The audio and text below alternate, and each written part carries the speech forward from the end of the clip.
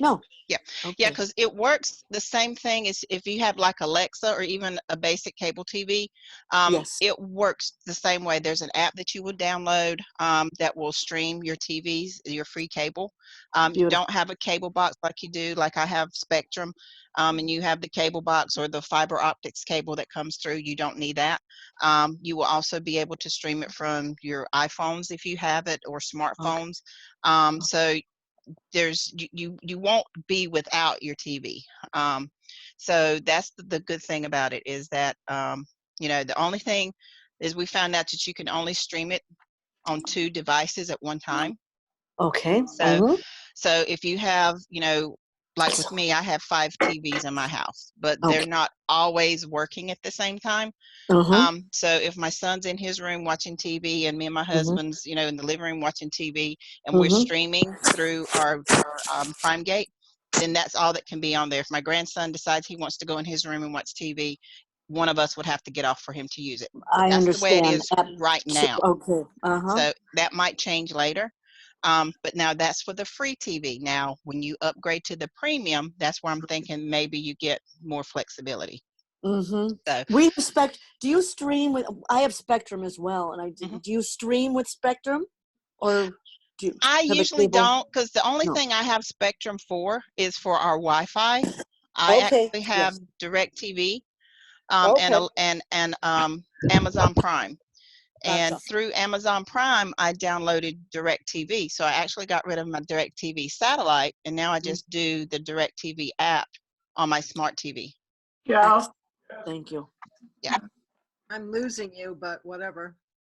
Is it? I'm probably, like I said, I have a house full of people and everybody brought their own phone. So if I lose y'all today, just bear with me. I'll come back. The subject that you're talking about, that's what I guess I haven't heard about, and I guess I'm sorry.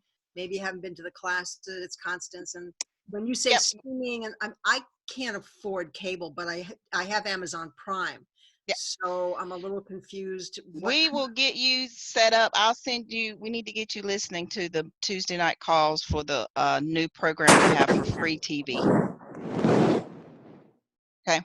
Whoever Somebody, is breathing, I'm going to kill them. yeah, so I said it's either breathing or it's or wind. Yeah, It's whatever got you do, you got to understand. You sound no matter get up and breathe, get up and sneeze. Please, guys, be aware that any itty bitty little sound. yeah. Okay, I'll shut up now. Yeah, anybody can go to those Tuesday night calls. They are for everybody. Same thing with the Wednesday night calls, same way with the Thursday night training calls. So anyone is available to go to those. And if you're on any of the chats, they usually list them. If you don't have it, get with your instructor. They'll get it. I will actually upload it right here. And there's that. Okay, we're just gonna mute everybody. Thank you. Thank you. That way we can, there we go. And just raise your hand or type in Skype if you have a question. I'll unmute us later, but that wind was kind of getting to me. So I'm going to put in the chat. And that's where you can go for the Tuesday night training call, the Wednesday night training call, Paul's call training on Thursday night. Even the wine call that they have on Saturday, the wine training call, they have it Saturday at 12 Eastern, 12 noon Eastern. You can use that same information right there for Zoom. It's for all of that. Even on the Monday night wine call they have, you can invite people to that. But yeah, anyone is welcome to any of our training calls.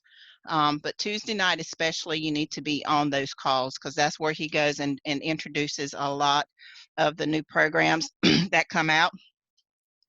And just different things. The training calls on Tuesday nights are at 9 o'clock Eastern, and then just adjust your time according. It's 9 p.m. Eastern, I think about 6 Pacific, 7 Central, 8 Mountain, or vice versa, 8 Mountain, 7 Central, one of those, and then 9 Eastern. Can't get my time zones right, but yeah. So that's how those works. No, they're all totally different. The only ones that are the same are Paul's trainings on Saturdays and Thursdays. He sometimes will redo his Thursday training call at 9 on Saturday at 11. Sometimes it might be totally different, but the calls are different every week. So what I'm going to do is, let me get off here,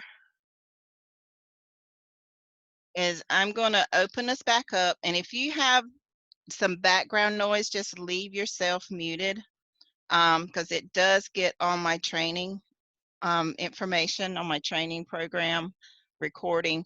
And it can be, if I'm having a hard time hearing it, I know that whoever's listening to the recording will too. So if you have a question, just unmute yourself and ask your question about what you want to go over today, and then we will go from there. Hey Sheila. Yes. I just had one question back when you were giving times and stuff. Paul's is at 6 o'clock Pacific time on Thursday? Yes, on Thursdays. Okay, and then it's at 11 Eastern on Saturdays. So what would that be? 8? 8 on Saturday. 8 on Saturday. Yep. So it's at 11 a.m. Eastern on Saturday mornings. Okay, thank you. You're welcome. Okay, anybody have any questions? Yes. I got a couple of questions and they're all about pictures. Okay. Okay, I seem to have this blank spot on getting pictures from various places into the media. Okay. A second question is, you showed us about Snippet, I think it was last week. Okay. But I have a Windows 10 computer and it wants me to do it through an extension. No, you don't have to do the, I have Windows 10 too, so you don't have to do the extension. I'll show you where how to find it. All right, and then the other thing is going through things that I've done a while back, just checking on stuff, and I've lost some pictures, and I guess I got two questions. Why does that happen? And how do you get rid of the little thing that shows you there used to be a picture there? Okay, all right. I will explain what that is, because somebody brought that up today on Paul's webinar, and I didn't chime in fast enough to tell why that is. Okay, thank you. All right, let's see, we got some stuff here in the chat, so let's see what's in the chat. Okay, so we're going to talk about widgets.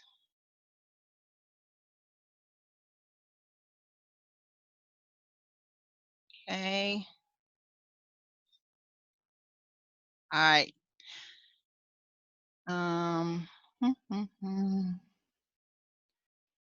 Okay, so do we have any other questions? We got how to do pictures, how to get our widgets and pages, basically advertisers on our page other than Google. Anything else anybody would like to go over today? Yes, Sheila. Yes. I've got a couple questions you might be able to answer quickly and not have to include them in your agenda. Okay. Been doing keywords. I've been in a quandary about keywords, but I'm getting the hang of it. But I did have one question. I was told to change every keyword on every page, and then somebody said do not change the keyword on the fine wines page. Leave that exactly as Rory sent it to us, because that's where the memes go to. Yeah, you actually have, there's a few that you don't change. You don't change your fine wines. You don't change your Bitcoin, your free Bitcoin. You don't change your coffee, or your coffee wine, I think was the one. You don't change. It says coffee and wine. Yeah, it's coffee wine is actually the keyword. And then I think the travel one. But I'm thinking the travel one has been changed because we went to Sephora, but you should have one on there for what is the name of that? Excel trip. There's one on there for Excel trip that I can't remember what the name of it is. You don't want to change that one, the one that has the Excel trip in it. Those are the only ones you don't want to change. And usually when you go through and just modify the page, if you do find a keyword you want to use for that, then create another page around those keywords. But any of the other pages, change your keywords. However, if you have already advertised that page, that means that you've put it out on your social media, you've put it out on the free ad sites for people to come to that page, you cannot change that key phrase or your title, your link, Okay. because it Yeah, will I take a, got yeah, it will take them to a page not found. Okay. Yeah, I don't have that yet. Yep. So you're speaking of the main category pages. That's what these are referencing. With No, the so exception of fine wine, because it's a yeah. subcategory. So if you would come here, like I always work from my all pages category, because then that tells me every page that I have. So if you come to your Bitcoin, which is your smart miner page, let me just key this in here.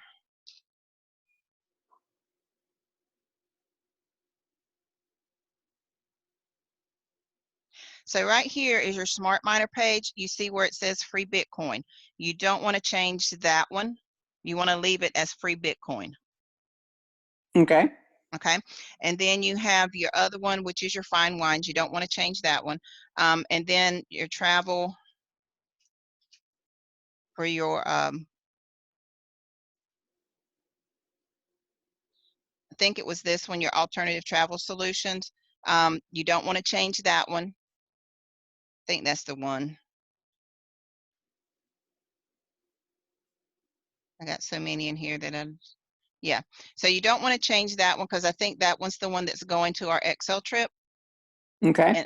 And however, like I said though, since we have changed a few of our travel solution pages, you can probably go in and change it to something better. It's just whenever you go to your memes, whenever you fill out your information, you need to let them know what you've changed it to. So when they go in to create your memes, they can create it specifically for your page.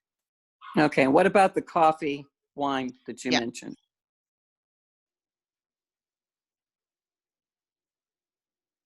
So when you go to your coffee,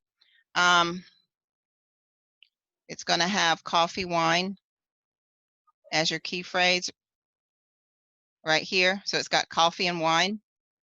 So you want to make sure you don't change that one. Okay. I think that was the one. Yep. So those are the different things you don't want to change. But then again, like I said, when you do fill out the information for your memes, it should ask you what those pages are and what your key phrase is, so they can fix it accordingly.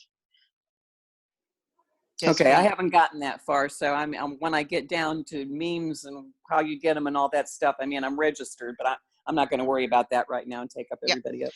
Yeah. So what I would do just for right now, the ones that I wouldn't change for sure would be the free Bitcoin and your wine, and then that coffee and wine. Other than that, I would say you're more than welcome to go ahead and change and get something that's fits more to what you're writing about.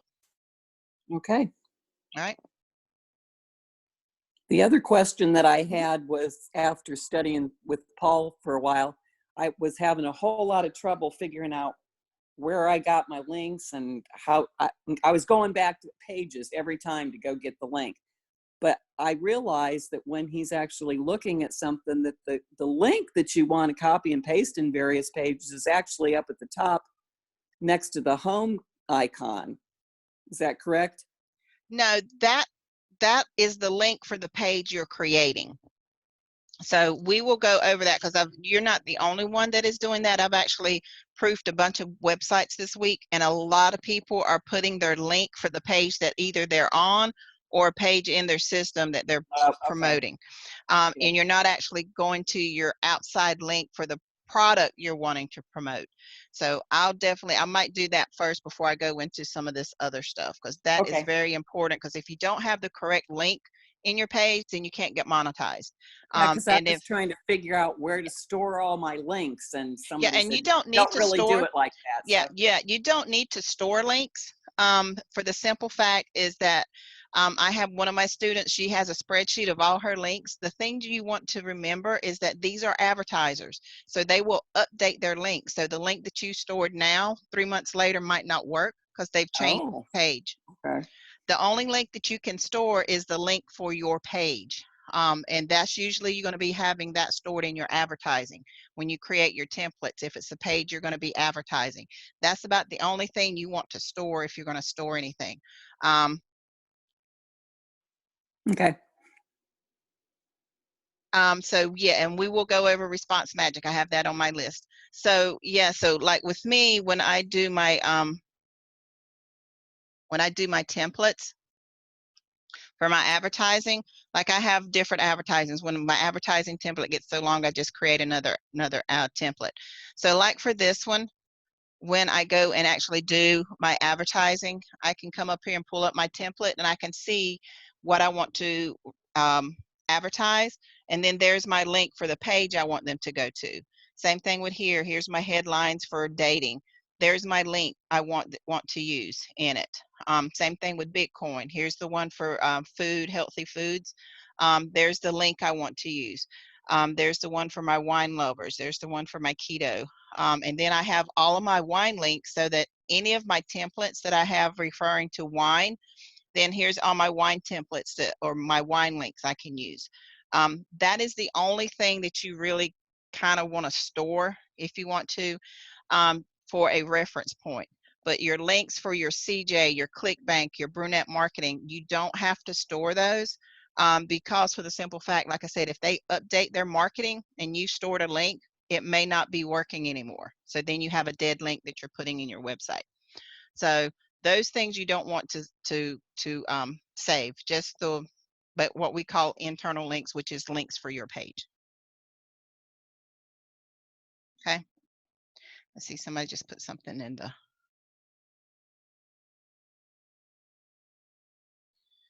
Yeah, I unmuted everybody, but you should be able to go in and unmute yourself.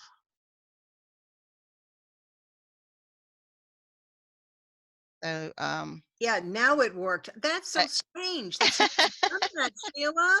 I'm trying to mute and it's going, your host has muted you all. I go, I know, but usually, thank you, dear. Thank you. There you go.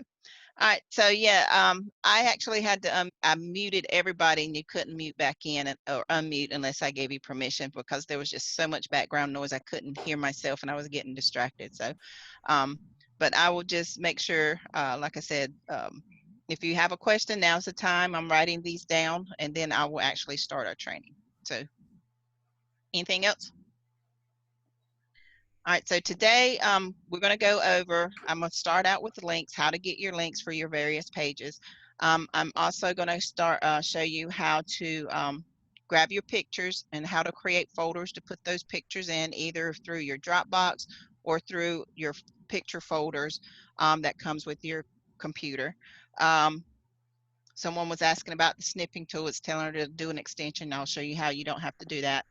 And then the last thing we're going to go over is response magic, because there's still some people that do not have a response magic magnet on your website, and you need that, especially if you're applying for Google AdSense. They want to see that you have a way of letting people to stay in touch with you. So you need to make sure that's on there, and I'll show you how to do that. Also to put those widgets in there. Bitcoin link, you should get that from your instructor, from their computer link, because you have to have a referral to go into computer. And then once you get computer signed up, I'll show you where to go for that. Do I have it up here? I should have it up here. There we go. So when you go and log into your computer, no, I'm not a robot. It should have your referral link right here. That's the link that you will put in your Bitcoin pages. Okay. So there's that. All right, so now what we're going to do is, first thing I want to show you is, like, when you're creating a page, I'm going to come here. This is the page I was on, and I'm just going to go to my published pages. And like this one right here, we changed this. I didn't change it. It's still ACTV because I have it published as ACTV. And I have a lot of people coming to that. It's still a valid offer for ACTV, but we're not going to be promoting it as heavily. So I might go in and change this one.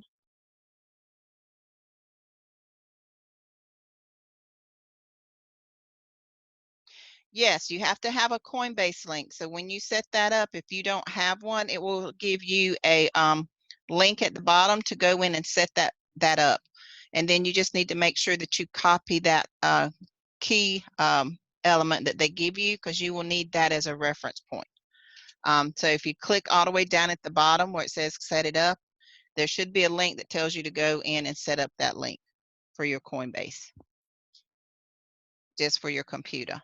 Then once you get that set up, then you can start mining. Okay, so let me see which one I want to use that I haven't done before.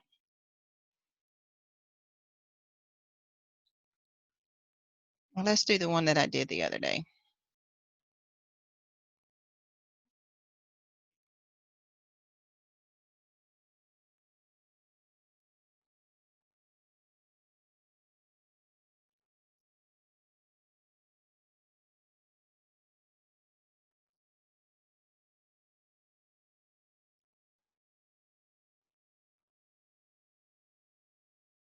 Can't remember where I put it.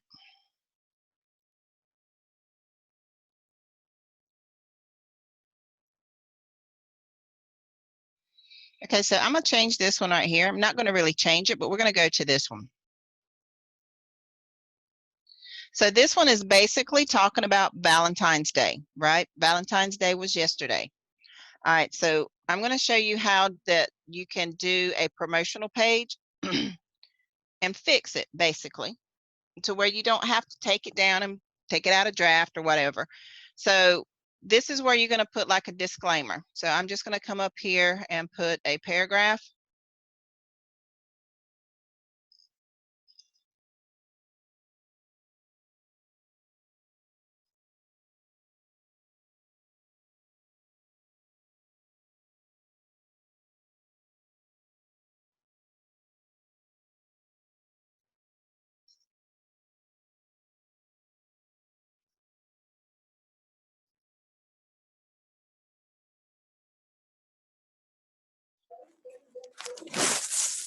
I'm Right, sorry, Claire, did you unmute me, hon? I'm sorry.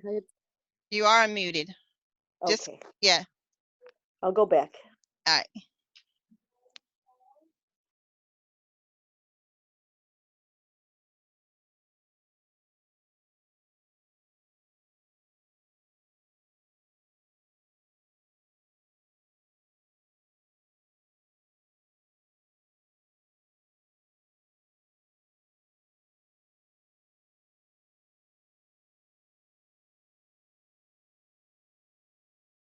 All right, so there's my disclaimer telling them, you know, hey, it's Valentine's Day. This is a page about Valentine's Day, but Valentine's Day's past, it's over with, but you don't need to give up shopping.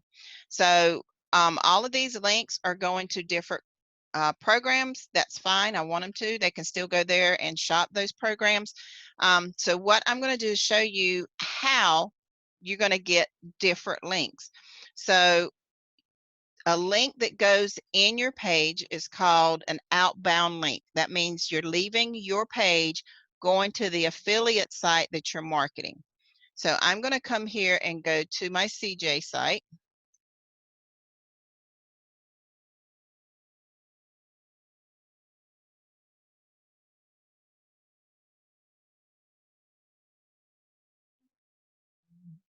And I'm going to come here to links, and I'm going to go to search, and that will search my links only. That means the links that I have been approved for.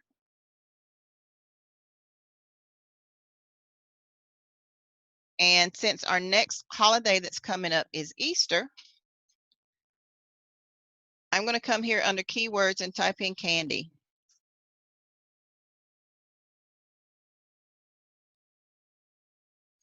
All right. And so here's all the different companies I have for candy. Build-A-Bar is actually a health program, health food, mostly for bodybuilders and stuff like that. But we have the Ethel chocolates. So I'm going to come here and get link, or it says get code. And it's going to show me this drop down. And I'm going to get my click URL. And I'm going to open that up, copy it. Then I'm going to go back to my page. And right here where it says another holiday, I'm going to click on my link, highlight it, click on my link button, paste that link in there. I'm going to open this drop down for my link settings. I want to make sure that it's opening in a new tab. And then I'm going to click my arrow settings and apply that link to that phrase. And then I want to bold it so it stands out a little better, maybe do an italicize. Okay. And then I'm going to click on my update. So now that is a link. Now this link here, you see this up here, this is your permalink. This is the link that's designated for this page for people to search. So this is the link that you will advertise. This is the link that you will put in your social media. This is the link that you will use for your templates. This is not the link that you put inside the page you're writing, because all it'll do is bring them right back to this page. So that is something you don't want to do. So as you are writing and creating a blank page, this permalink will show up. And it's usually based either on your title, which you type in here, or depending on how you've set up your page, it could be based on your slug or it can be based on your keyword. Most of our permalinks are based on our title, and our title should have our key phrase in it, as always, because that's what people search for is key phrases. So whenever you're creating a title for your page, you want to make sure that your key phrase is included in your title. It helps you to get more search results in it. Okay, so now if for an external link, which I mean an internal link will be a link for a page in my system. So what I'm going to do is come down here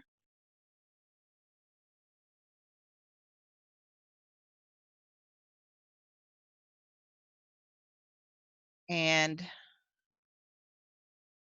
I actually have a link, but there's a bunch in there, so I already got that one done.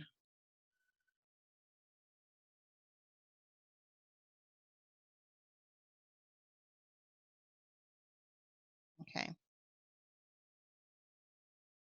So these are all going in. So what I'm going to do is actually create another paragraph. Well, no, I did it right here. So here's one that I set and did an internal link, or these are all external links. All right, so I have this one as an internal link or an external link. So I'm just going to break this link and I'm going to put my wine and romance page in there. So I'm going to pull this up, which is I always work into two dashboards when I'm working in my website. When I'm creating a page, I always have two links up for my website.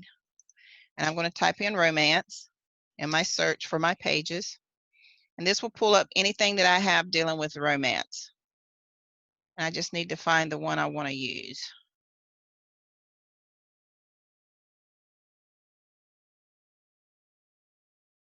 Romance with wine. So I'm going to come here and do a quick edit.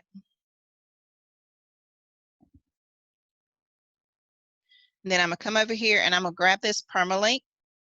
If you don't know, if you're in block, you want to make sure that you click on the document side so you can see the information about your page. I'm going to click on this and I'm going to copy the link address. Then I'm going to come back to my website. And right here where it says chocolate and romantic dinner, I'm going to click on link and I'm going to put this link here in, and that's going to be my internal link. And all that's going to do is go to a page in my system that I want them to go to read about romance. Okay, so that, and then I'm going to update. And that shouldn't have changed my readability or anything with my SEO. So if you go down, you still see it's green and green.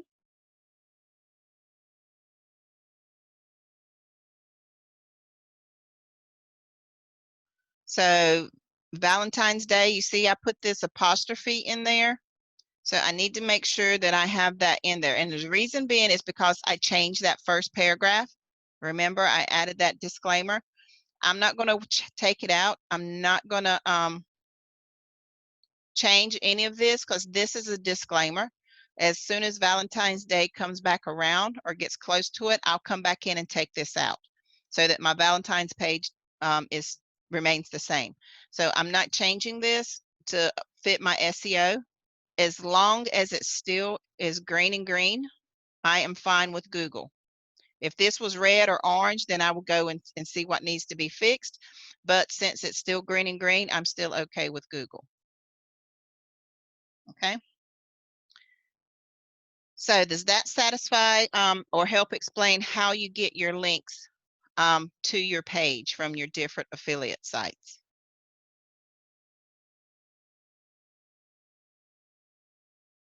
You should be able to unmute yourself if you need.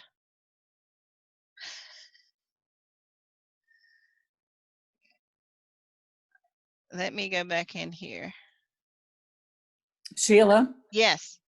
so the permalink you were making reference to applies to any page in the system. Yeah, any page that you're creating, your permalink will always be under documents for that page. So that if I go to another page, it will have a different permalink that's related just for that page.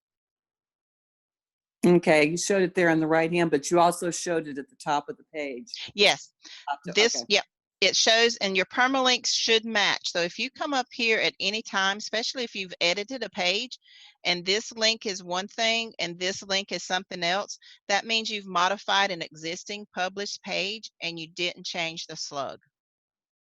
Okay. So if you ever come to it and you say, okay, I'm finished my page and this is one thing, and you come down here and this is something different, then what you need to do is come down to your SEO, especially if you changed your keyword.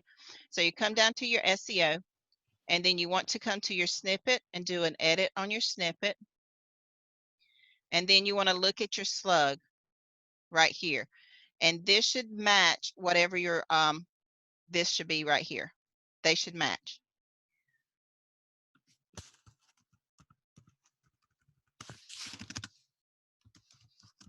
If they don't, then as soon as you change this and hit update, that should be the same.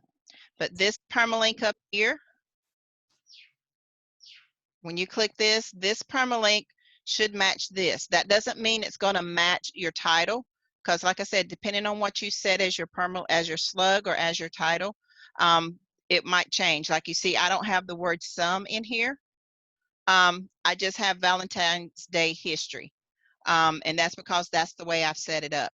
But if you are creating a title and without changing the slug information, then your title, this and this should match if it's a brand new page.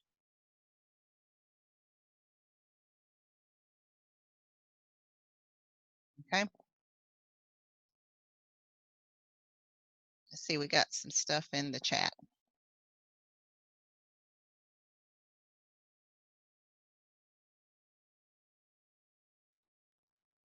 Okay. Yeah, a lot of people, they'll go in and try to change. You just have to make sure that, especially if you just got finished writing in your page, most of the time you'll still be on a block format. So to see basically your document status or the status of your page, click on the document link and it will show you the status of your page. The other thing I've noticed on the pages that I've been looking at, or the sites I've been looking at, is when you are finished editing a page or modifying a page, you need to come over here to this publish date and you need to click on it and you need to change it to the date and, if at all possible, the time that you are finished with that page. The reason being is, for those of you that are ready to apply for Google AdSense, Google likes current pages. And if you have a template or you have your website from Rory, he uses his website as a template. Some of those pages are 3, 4, 5 years old.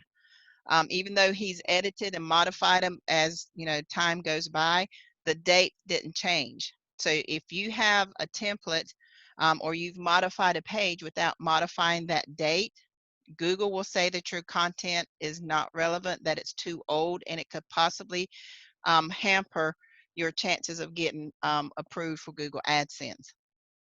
So always, always, always, as soon as you finish modifying or editing a current page, that you come over here under your documents and change this date. Now, if you haven't done that in the past, don't go in and change all your dates to the same date and time. Google will look at it and say, there's no way you went and changed 10 pages or wrote 10 pages in one day. They will decline you, and it could possibly, but they think that you have a copied website. So if you didn't, just go back through. You can actually look at your version history. It tells you how many times it's been revised. And if at all possible, you can click on and see when was the last time you revised it. Or you can just, take a guess, say I was on this page at such and such a time. But you want to make sure that you change this. If you make it a habit, as soon as you finish updating a page and you click your update, that you go in and also go to your document site and update when you finish your modifications. That way your page looks current, it looks relevant because Google sees it has a different date on it, and it doesn't look like it's a copy.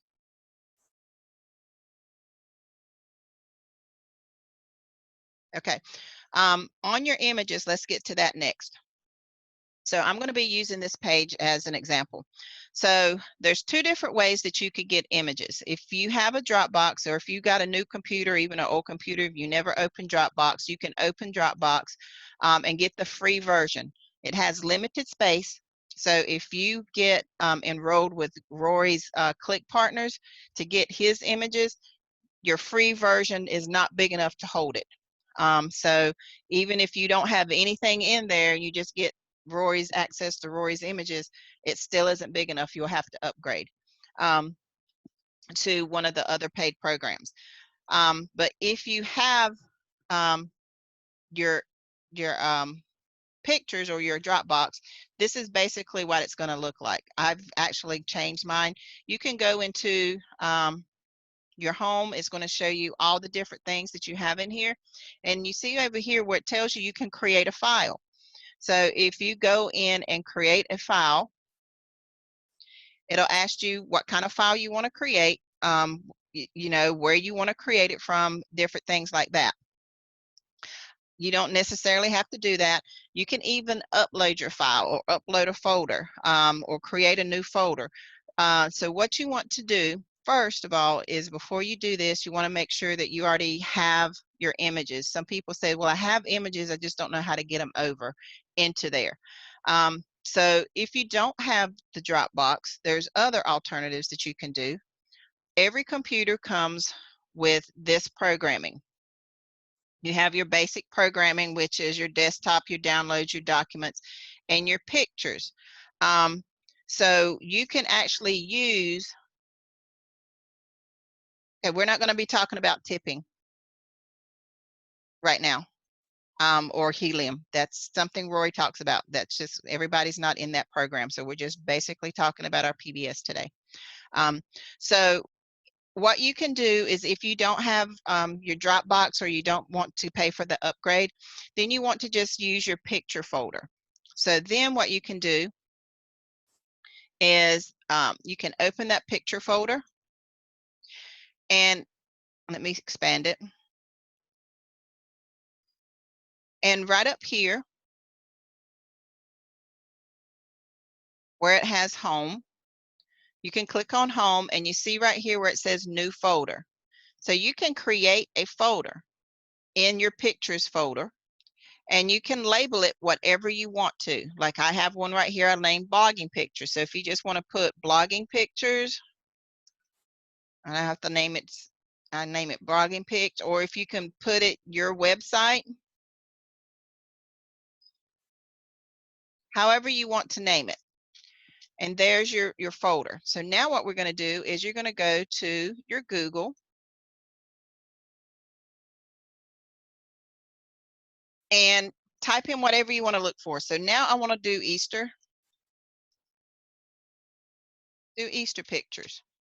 Okay, and then I'm going to do images and find images that I like.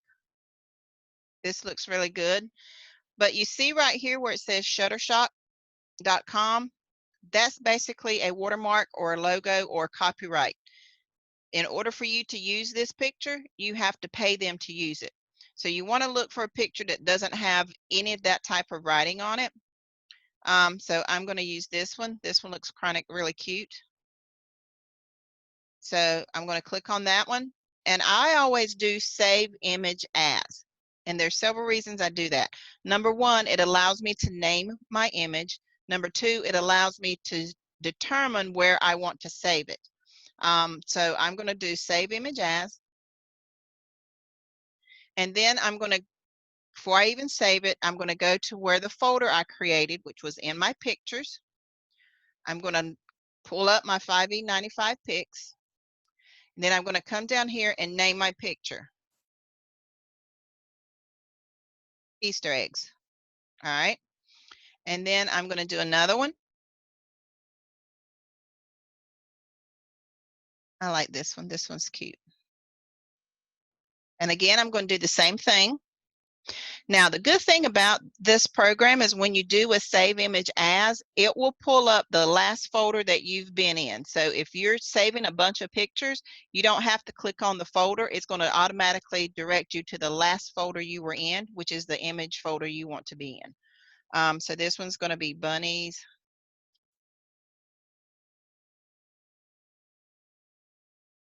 All right. And let's pick us another one. I like this one.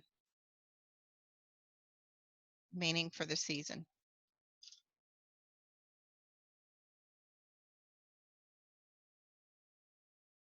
And let's get a couple more. That looks scary. Here's another one I want to use.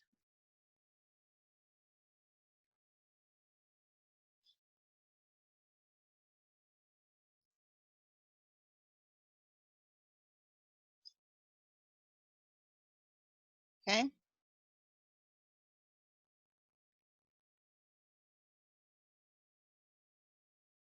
And I think that's going to be it. So now all of my pictures are in my folder. So if I come to my folder and pull up that, there's my pictures and there's my images. So you can use that type of folder. All right. But I have all my pictures in my Dropbox, which my Dropbox is a folder that's on my program. I actually created a shortcut. So I'm going to use this in my blogging pictures.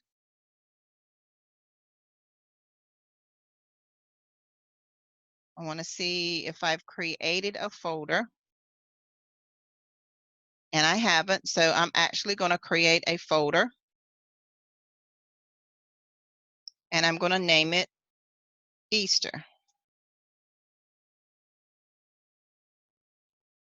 Okay. So now I have these pictures in my folder. And I want to copy them. So I'm going to come here. And I'm going to tell it to copy.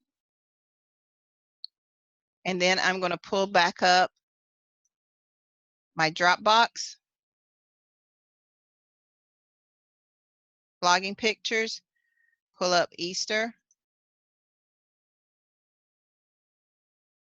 and then hit paste. All right. And then I'm going to do the same thing. Go back to this one, hit copy.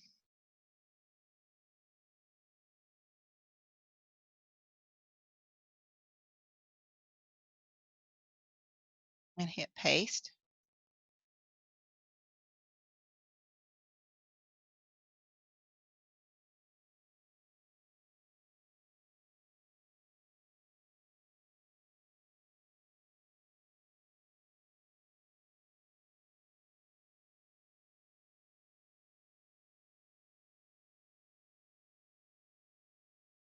And then we'll do the last one.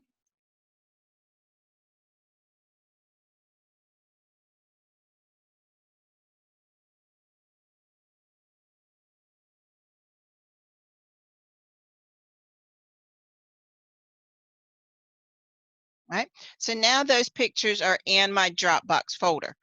So I have them in two different locations. I actually have them in my picture folder and I have them in my Dropbox folder. So like I said, if you don't have a big enough folder for Dropbox, that you have actually purchased Rory's Click Partners for your Dropbox, which is this one right here. He's always updating photos and putting things in there.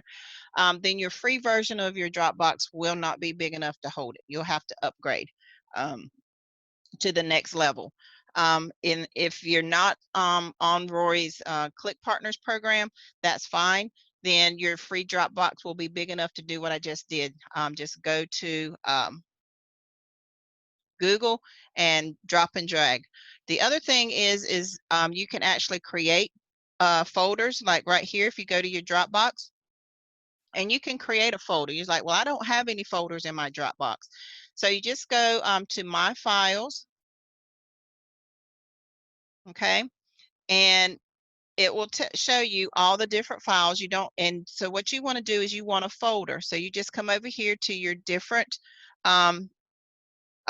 commands that you have, and then just click New Folder. And it will ask you to create a new folder, and you put the title of that folder. And like with this one, you can actually put, well, I already have it, so you can type in Easter pigs and create a folder. All right, so there's that folder. It's telling me that it's empty, even though I know it's not. But this is actually my online folder. And then what I can do is I can actually upload a folder. If I wanted to, I can just click upload, and it'll ask me where do I want to upload it from. So I can come here and just hit upload, and it will upload all the files that are in that folder. So that's one way that you can do it. I can also come here, and it's going to take a minute to upload. Or you can do that, and it might not do it because it's the same name, or I named it Easter. Or it tells you that you can drop and drag. So if I pull up my file folder, let's minimize this a little bit, and say I want to just do my whole blogging pictures folder, I can just grab this and move it over here. And if there's enough space in there, it will download it and put that in there. It's just going to take it a bit to do that. So like I said, it just depends on what program you have in your so see there, it's downloading all the files that I have in that folder, and it's putting them in there. Wow, there's a bunch. So that's one of the things, or how you can go in and use your Dropbox to get your images to put in there. Now,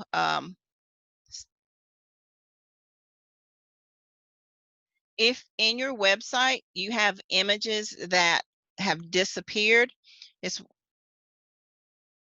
okay. There's one or two reasons why the images disappeared. Either you used a copyrighted picture and they took it down, or your system updated and it found that the picture either didn't meet qualifications, or it was an outdated picture, or it did have a copyright on it. It will remove it. So there's several different reasons why your picture is gone. If it's a video, those videos are linked directly to YouTube. So if you have a video that's in there, the reason it's gone is because they took the video off of YouTube and it's no longer available for people to see or for you to use or whatever. So the only way you can get rid of that is if you click on it and just remove that block or remove that picture. It'll take it away, because there'll be a gray X with a sad face or something on it that says that the picture's not there. Or you can go in and substitute another picture. That's the only way to get rid of it. But more than likely, that's what's happened, is that when your website updated, that it ran across an image that you used that might have had a copyright on it that you didn't actually see, or the picture or photo is no longer available for people to use, so they will take it down. So those are the only reasons why that the image is no longer there. Okay. All right.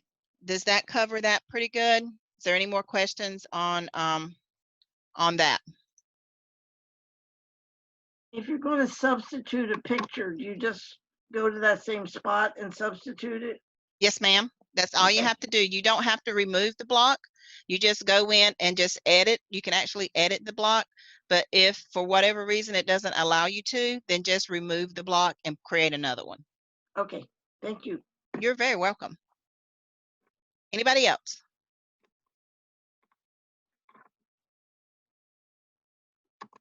Okay. All right. So our next topic is we're going to go over the widgets. That's telling me that I have some copies in there. That's fine. All right. So now when we go to the widgets, let me get rid of this. Yes, that's fine. And there's several different things. A lot of people, when they visit my site, let me click update to make sure this is all good.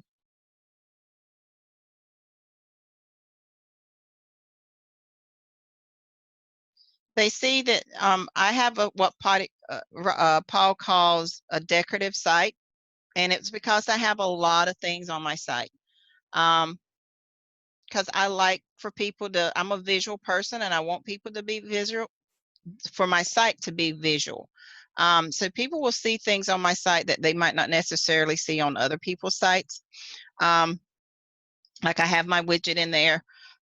This is my heritage, about different things about my culture and my people, because I am Native American. So I'm trying to bring it back to let people know that, yeah, we're still here.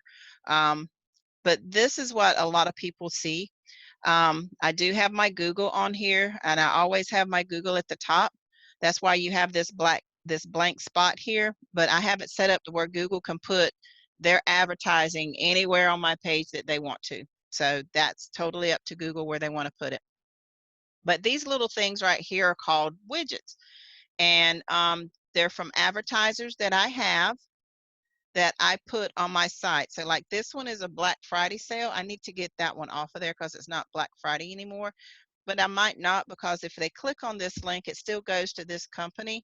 It just might take them to a different program. But these are just different widgets. And so how you get that is when you go to like the ClickBank right here, and you see these pictures, all these pictures, you can actually incorporate these pictures in your website. You can either do them there's several different ways you can do them. So like this one for Russell Stovers, and it tells me, you can see how big it is. It's not very big.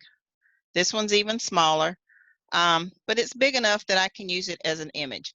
So what you want to do, I'd like to use a bigger one. Let's see if I can find a bigger one.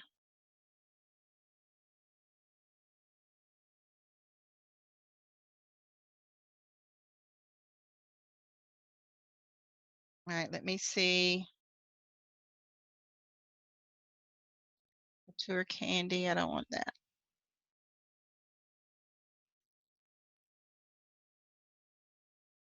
All right, so I just put in candy. It's giving me anything with candy. I want to do chocolate. So I think I'm going to go back and change my search term to chocolate.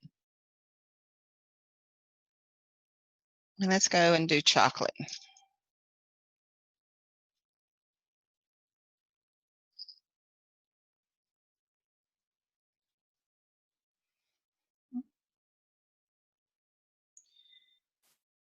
All right.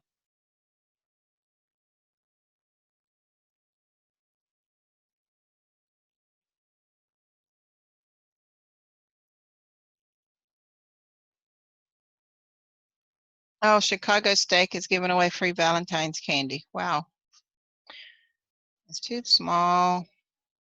See, like this banner, it tells you what size the banner is, but I don't want a long banner. I want a square banner. So I'm going to find us a banner.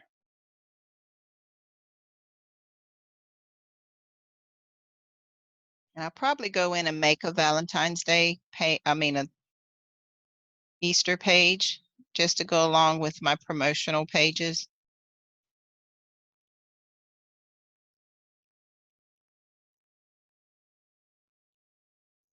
Okay, this is taking too long, so let me go in here and type in, let me go to my advertisers and type in Russell.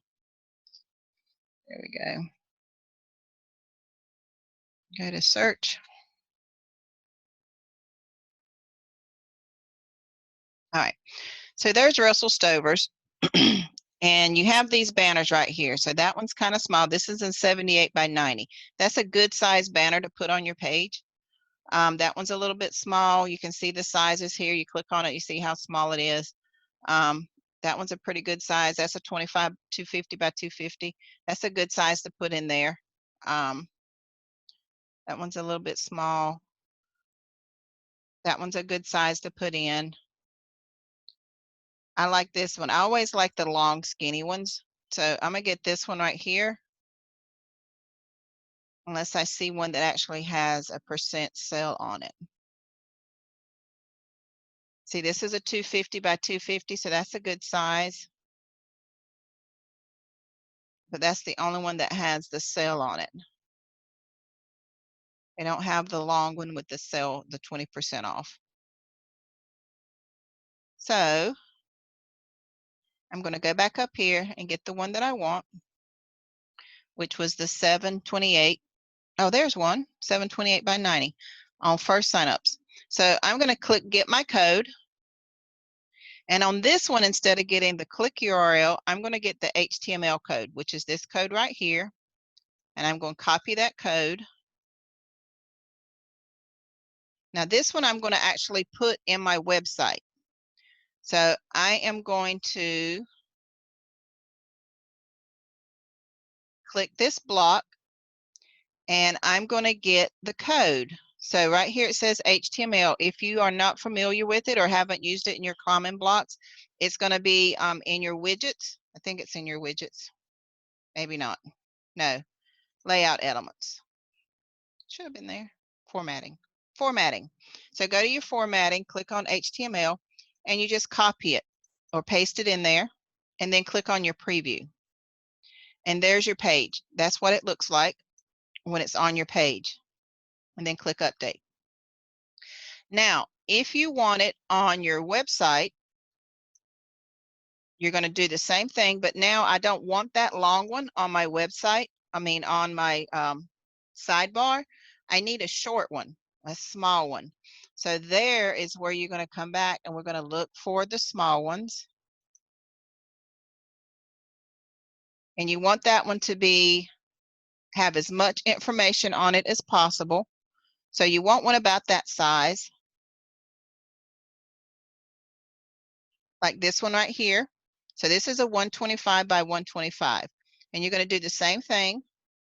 You're going to get your HTML code. Copy. And then you're going to go to your website and you're going to come down here where it says widgets. You're going to either on that or if you go to your dashboard, most of us work through our dashboard. You're going to go to where it says appearance and you're going to go to widgets.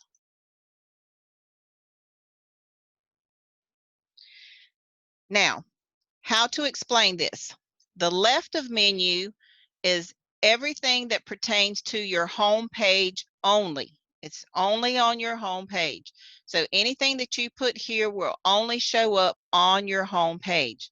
If you are applying for Google and you have Google AdSense or they've sent you the code to put in, you always want to put that code directly under your search tab or above your search tab. You don't want it to get lost. You always want to make sure that's the first thing because then Google can place their ad anywhere in your system that they want to. So you want to make sure that you don't put it either the first or the third on there. The right side content is for every page in your system. You only need to put it once and it will show up on every page. Except for your home page, it has its own set of rules. Your footer 1 and 2 shows up at the very bottom of your page. So you want to make sure that you are aware of that. So this one I'm actually going to put on the right side content bar. And I think I'm going to put it right here. That's my wedding one. So I want to find that one with the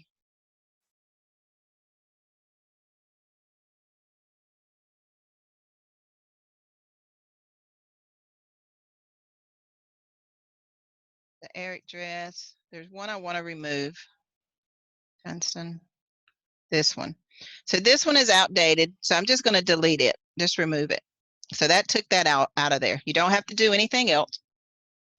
So then what I'm going to do is you have the option to do the HTML code or the text widget. I like the text widget better.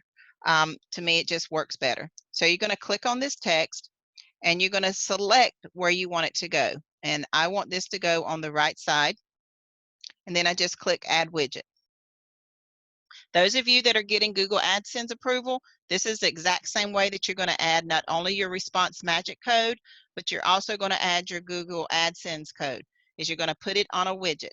And you can either use the HTML widget or you can use the text widget. I just like using the text widget. And then you want to make sure that you are on the text side, not the visual, and you're going to paste that code in there. And then you're going to click on your visual to see that that's the way it shows up. And then you're going to hit save. Always hit done once you hit save so that it knows that you're finished. Now it's going to be at the very bottom. So then what you want to do is you can drag it anywhere up here that you want it to go. And then just check to see what's above it. So there's the wedding and there's the chocolate. So what's above that? Don't know what that is. I have to go in and check it. There's the Eric dress. So I don't want to separate my two wedding dresses, but then again, maybe I do. I'll just leave it there. All right. So then we're going to close that up. And then if I want to see how it looks, I just go to visit my site. Okay. Did I not hit done? Save. Done. Just to make sure. All right. So then I'm going to go visit my site. And then I'm just going to pick any page. Then I'm going to scroll down. And there's my widget for my coffee, for my chocolate. Is right there. Now I could have put a bigger one because I think these are 250 by 250. So it just depends on how much you have that you can put in there. And like I said, depending on how long your page is, you don't want your widgets to overpower your page. So if this was a page of 300 words, you don't want to have 10 different widgets going down here and then you got no content and widgets going down the side. The footers is the same thing. So you have your footer 1 and footer 2. And as you can see, I got my Wurzel Stovers down there. I also have my widgets here for my Google AdSense. So different things. I need to go and see what this one is because I shouldn't have all these blanks. I should only have one. And that could be because this company has changed their widget and I need to take it down and update it. So, but that's how you would do your widget. Like I said, your Response Magic.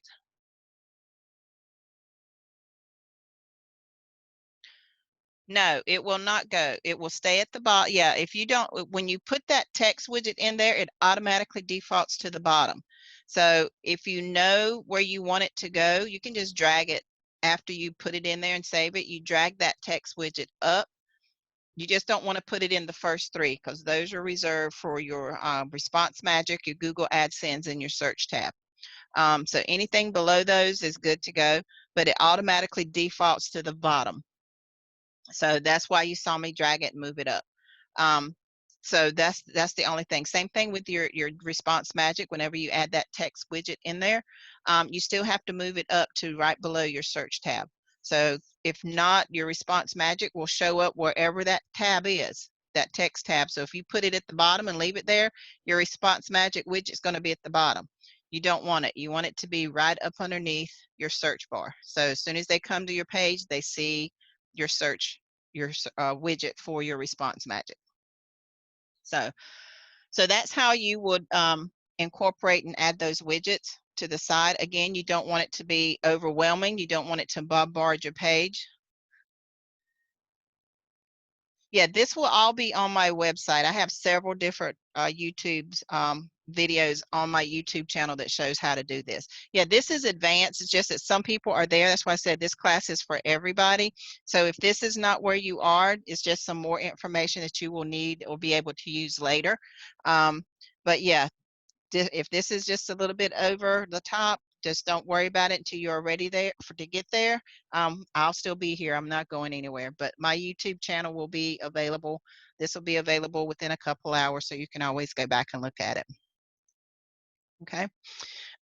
Now, the other thing that you want to look at, if your link is printing, then that means you have it on the visual side, not the text. So you want to make sure that when you are in your widget, that when you open it up, you are on the text side, not the visual. If you put it in your visual, then that link is going to show up, not the picture. So always make sure that you are on the text side and you copy it in there. And then you should have whatever shows up or what it's supposed to be. Okay. And you also want to make sure that when you are getting a picture, that it is an actual picture. If it shows this as a text, this is what it will print, is that text message. So if you want a picture, you need to make sure that the widget is a picture. If it says a T right here, then all it's going to show is branded Stover when you go to text it in or put your link in. So just be very cautious of that. Don't get so bombarded about putting these widgets in. Your main concern right now is making sure that your website is up and running. That means that your pages are modified, that you have all of your links put in correctly, and that everything is where it needs to be. The widgets on the side and the banners, that's just a prettying up thing. That's just an eye catcher. The main focus that you need to be worried about is making sure that your website is functional. If it's not, I don't care how pretty you make it or how many widgets you have on the side or how many response magic codes you have, Google will not approve you. Your website will not get the traffic that it needs. So our main concern, and your main concern should be making sure that your website is functional, that you have all your pages modified, that you have created your new pages, that everything is up to par to where it needs to be. And then once you get that done, then come back and basically put the painting, the finishing touches on your website with your widgets and your additional pictures and things like that. Okay, does that make sense? All right, so let's see, we got some chats. Let's see what's in our chat. You're welcome. My website is shopwithmamachief5e95.com. And I tell anybody you can use my website for inspiration. You can go there to get ideas. It's open to anybody that wants to go and look at it.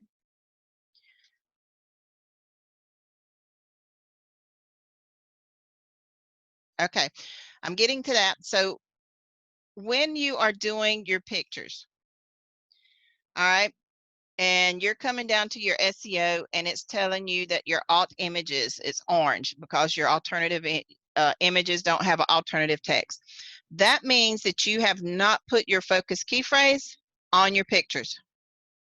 So when you come to your pictures, like here, you will get this little box right here that says alternative text under your image settings. If you have not put your focus key phrase in there, you're going to get that orange box that says that your pictures don't have alternative text. You will get that for every single picture. Now, if you have a gallery picture, the gallery will not give you that option. Okay? Where's my gallery? So on gallery pictures, you cannot, like this right here, this is a gallery. You can't put an alternative text on a gallery. So you want to make sure that you have that alternative text. All you have to do is copy and paste it. So when you click on your picture, and this is in an image block, so when you click on your picture, this automatically shows up. And all you do is you can type it or copy and paste it, either one. So if I take that out, it will show up blank like this if you put in a brand new picture. So then all you're going to do is you can do one or two things. You can come down to your SEO and grab your focus key phrase. Then go back up to your picture. Click on that picture and then paste that link in there. And that's all you need to do, and then just update it. If you're working in classic mode, which is like this one right here, it's a little different. So in classic, if you want a picture, then you choose what side. Yeah. So in your classic, your cursor will determine where you want your picture. So if you want your picture at the end, then depending on the size of your picture, it will more than likely show up in this gap right here, which is where I want it. So I'm going to put my picture here, or my cursor there, and then I'm going to come up here to this little icon, which is my add media. And I'm going to click on that. And since I have a lot of pictures already in my media file, I'm not going to upload anymore. So I'm just going to find a picture that I want to use.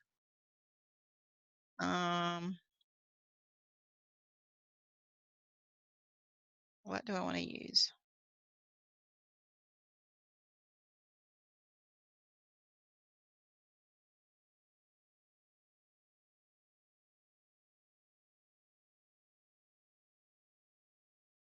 Let's put a scripture in there. So I'm going to put this in there.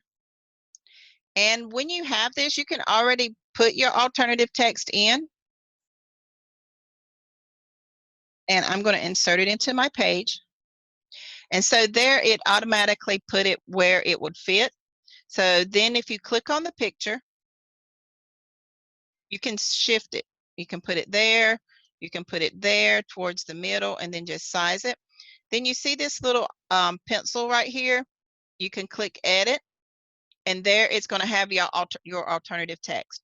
So I put it in but if it comes out blank, do the same thing. You're just going to paste in your alternative text. And then just hit update. And then there's your picture, has the alternative text in it. And then if you want to see how it looks, just hit your update. And then hit your preview page. And then from there, you can see how that picture is going to be centered. So that looks pretty good. It's centered around my wording.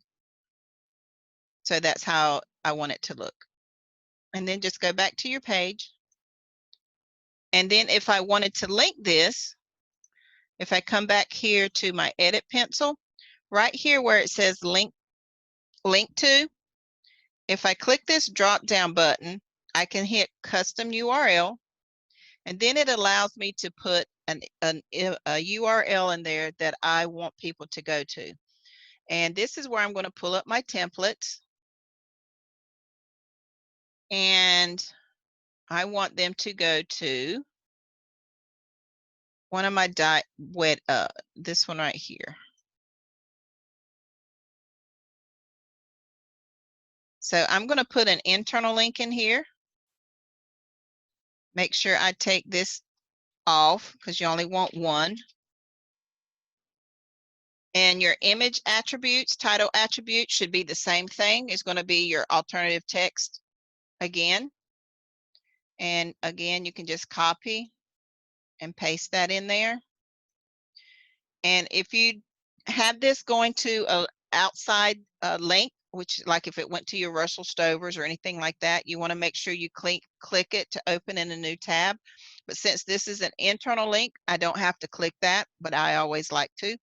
And then you just hit update. And now your picture's updated. Now you click update again to update your whole page. So now that's how you go and actually put that alternative text in just a regular block or in your classic block. There's two different ways that you do it, but you still want to make sure that you have that. That should get rid of that message in your SEO that says your images don't have an alternative text. That's because you didn't put your key phrase on your pictures. And the reason you want to do that is because like we did, we went to Google Images and typed in a key phrase. So if your images are linked to your key phrase, when people search images with a key phrase, if you have your images linked, then that key phrase will pull up your images for them to search. Then if they double click that image, it brings them straight to your website that's related to that image. So You want to make sure that number one, your image has your alternative text in it, which is your key phrase. And then two, it's always linked. You want to make sure those images are linked some way to your website or to a link that you want it to go to. No problem. Yep. Okay. So that's how you get rid of that alternative text message on your SEO. Okay. So let me unmute and see if there's anybody with any questions. Oh, I can finally talk. That was perfect. That's what I was so frustrated with. Thank you, ma'am. You're welcome. All right. Does anybody else have any questions concerning that part of it that we just did? No, but I'm still wondering about getting pictures into the media section. That's how it does. Does- Is if you use it in your website, it automatically will be in your media. Oh. Yeah. Any picture, Okay. yeah. Any picture that you've used in your website, it should be in your media file. So if I come here and I go to media and go to my media library, any picture that I've used in my website is going to be here. But if you have a picture, and I don't suggest you do this, but if you have a picture or an image that you want to store in your media library, all you have to do is come here to add new, and it's going to tell you to drop and drag it or select a file. So, but the thing about that is you're going to be cluttering up your media library with images that you don't use or that you haven't used. You only want to put images in your media library that you've used in your website. And the minute you use it in your website, it will store it in your library. Does that make sense? Did I lose you?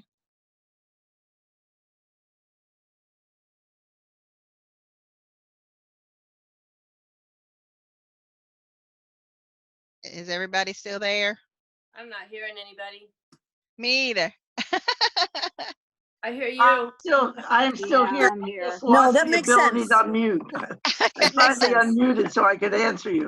Yeah. I feel like Okay. there's something wrong with the muting thing because it. I know it keeps muting everybody out, and I'm sitting here Okay. unmuting everybody. Like I'm not alone now. I'm like, oh my God, she doesn't want me to talk anymore. No, I'm actually unmuting people, but if you want to stay muted, that's fine. But yeah, so if, like I said, if you have a picture, an image that you want to use it in the page that you're creating, but don't just drop and drag a bunch of pictures in here that you may use, because then you're going to be filling up your space in your website. That makes sense. Okay, that was too easy. I was making it really hard. Yeah, you don't have to add media. The minute you create a page and upload an image into your page, it's automatically saved in your media library. Okay. Yep. So if there's a picture you want to reuse, instead of uploading that file, just click on your media library and make sure you don't have that image already. And if you do, just use it. But if you don't, then that's where you can go and click add new or upload file, and then you go and find it in wherever you saved it. Okay. Absolutely. Thank you. You're welcome. All right, so our last thing we're going to do is response magic. And everybody, if you've been in this program for at least 3 to 4 weeks, you should have response magic on your page. If you don't, we're getting ready to show you how to do that. If you don't know what response magic is, that is your lead generator for your website. And if you are applying for Google or Google AdSense, you need to have that on there. And this is a way that Google says, hey, you are a legitimate website. You have people that can come to you, create your own mailing list for your affiliates, for your promotions, for anything that you have going on. So if you don't have this on your website and you've been in for a minimum of 4 weeks, we need to get that on there. So What you need to do is make sure that you've gotten your link from your instructor to get onto Response Magic, to sign up for Response Magic. So I'm going to show you where to go. So when you get there, you're going to go to your Response Magic. And if you haven't, you're going to get a link from your instructor and it's going to tell you to sign up. So you're going to sign up for Response Magic and you're going to log in. Now, most people forget to see this part down here, is to get an affiliate. So after you sign up for Response Magic, you want to come back and log in or get an affiliate membership, because this is where you get your own personal link to get people to sign up for Response Magic. Because once people sign up for Response Magic, after they get 100 people sign up, they either have to upgrade to the next package, which is a paid package of $17.95 a month for unlimited email access for people to sign up for their website. So up until then, it's free. But you can also market this as a business for different business companies. Hey, do you need a new lead generator? Here's a great lead generator source. If businesses sign up for that through your Response Magic, called Platinum Synergy link, then you get commissions just like with every other link that we have. And that's a free, you can sign up for that for free. A lot of you are forgetting to go and sign up as an affiliate for Response Magic. You're just getting to this part and that's as far as you're getting. So we need to make sure that you are signing up for that. So once you sign up for this, this is your own personal account for you to use for your website. So the thing you want to do is you want to go in here and you want to create an opt-in form. Now, an opt-in form is that form that you saw right here, okay? So we're going to go through and show you how to create that opt-in form. So you're going to click that form, and it's going to ask you to select a list that you've created that you want this to go to. If you haven't created a list, or you haven't, you're like, I've never done that, then you just create one, okay?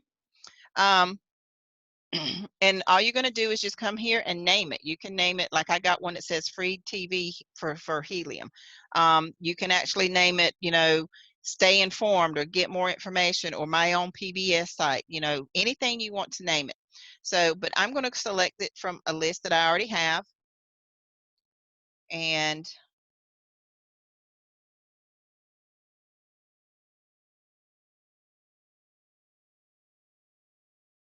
all right, so I'm going to select that. And then your call to action. And as you are creating this, you'll be able to see what it says as you go. So your call to action is your headline. And my headline is going to be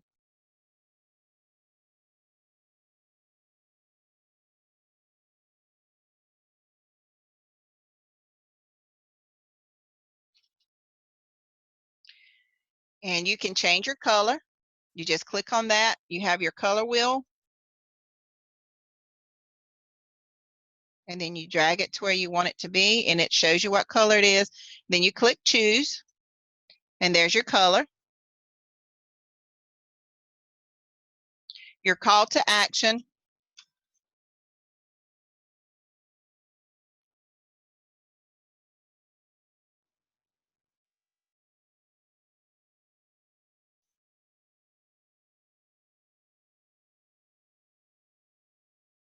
All right, that's the only one that you can't change the color for, but as you can see, as I'm creating it, it's changing. Now, the other thing right here, these are important, is create your questions. It already has your first name, last name, and your address or your email. This red means that they have to fill out this form. They have to give you this information before they leave the form. You want their first name. You want their last name. You want their email. The next things are optional. So you can choose as many questions as you want to. So I always ask for their state that they can give me, because then that way I can choose whether or not what their time zone is. You can ask for their telephone number. Now, these I do not make red because some people don't want to give you their phone number. And you don't want to lose a potential customer because you're making them give you their phone number. I don't make the state red because some people don't want you to know where they live. But it is an option for them to fill out. So I have these two things on here. Now, the next thing I want to show is it says get instant access. Some people like what that says. I don't like it. I just put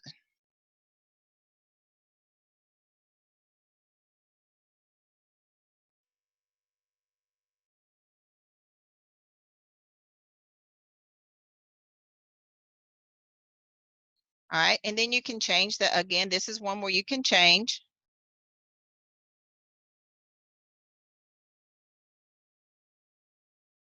And just hit choose. All right, and then here's your questions. And a lot of people are getting confused by this.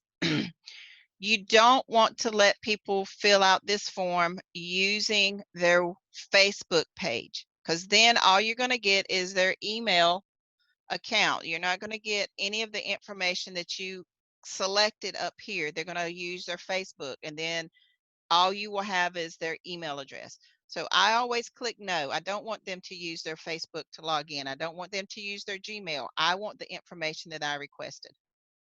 Okay. I'm part of their SMS program. So yes, I want it. This is a program that I pay for. You don't have to pay for it if you don't want it. But it allows me to send them text messages if they give me their phone number. Then you want to come here and make sure that your name's spelled right. You want your name. You don't want to have a trademark name or your website name. You want your name so people can say, oh, that's an actual person. They feel more confident. You don't want, you can put a company name if you have a valid company name. But I always use my name so they know that it's me. When I send out emails or messages, they know it's me because I put my name on there. And it tells them that they will be receiving emails from me periodically, and that they can opt out at any time. When they get an email from me, at the very bottom of it, it will have an opt out where they can click it, and it will let me know that they don't want emails. It takes their email automatically out of my system, so I can't send them emails anymore. So you want to make sure that all this information is correct.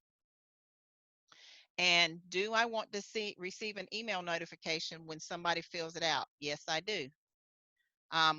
What page do I want them to go on? Do I want them to stay on this page? That means it just says, thank you for signing up for Response Magic. No, I don't. I want them to go to my page that I want to send them to. So I'm going to come here to my templates. And I think I did one for my free TV. Let me see.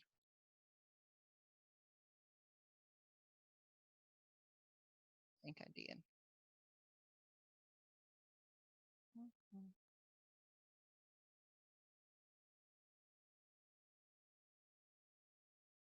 There we go.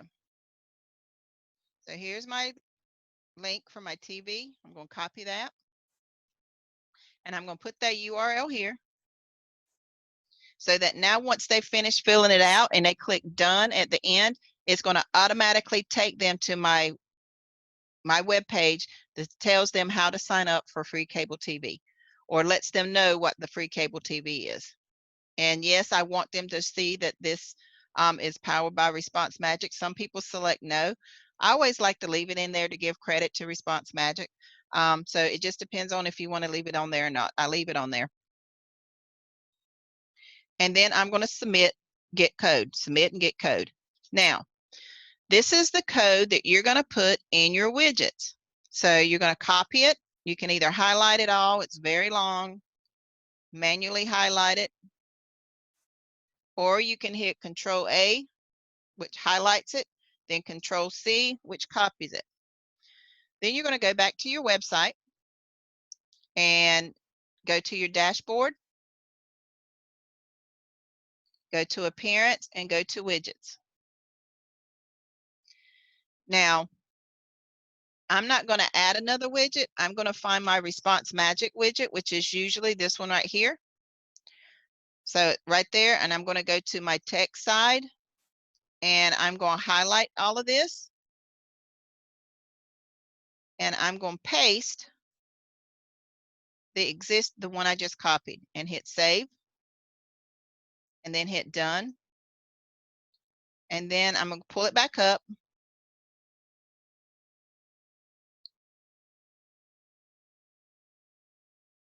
and hit visual, and there it is.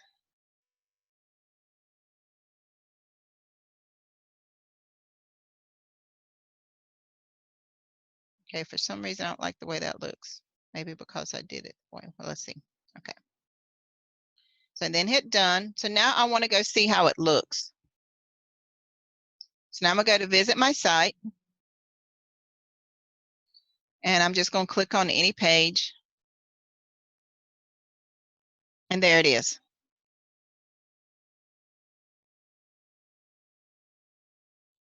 All right. So there's that.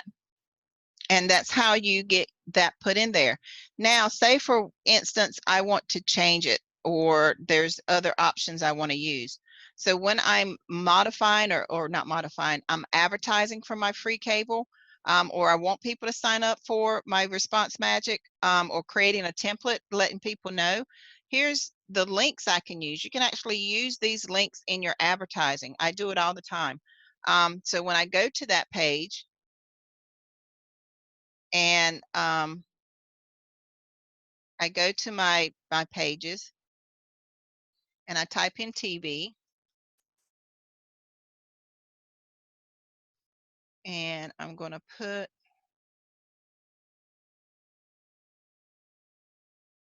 and I'm going to show you where I have this on there. I actually put the link. So down here at the bottom, I actually have a link where it tells them to fill out this form.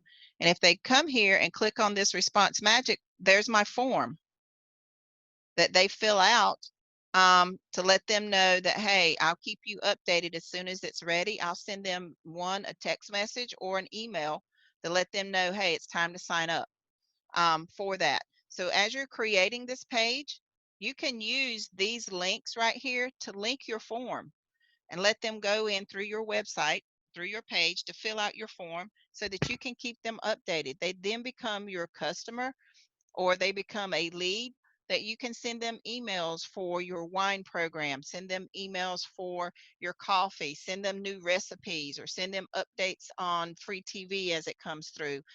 Send them updates on when you create a new page. Hey, I got this new page. Easter's coming around. Candy, my Russell Stovers is having 20% off. Send them informations just like you get in your text messages. And by them accepting you, it doesn't go to their spam. It goes straight to their email. And people check their emails first thing in the morning. Most of the time, they'll check it at lunchtime, and most of the time, they'll check it before they go to bed. They still use email.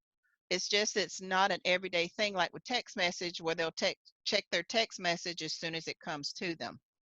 So that's how you want to use your Response Magic. And then if you go here where it says review, you come down here to your customer magnets. And based on what you've named them, here are all your magnets that you've created that you can use back and forth and swap them out throughout your website, as just to keep your website fresh and updated. It'll all go to different pages because you have them all linked to different pages in your system, but it still goes to your pages. So make sure that you have those in there. Yes, you can change Response Magic.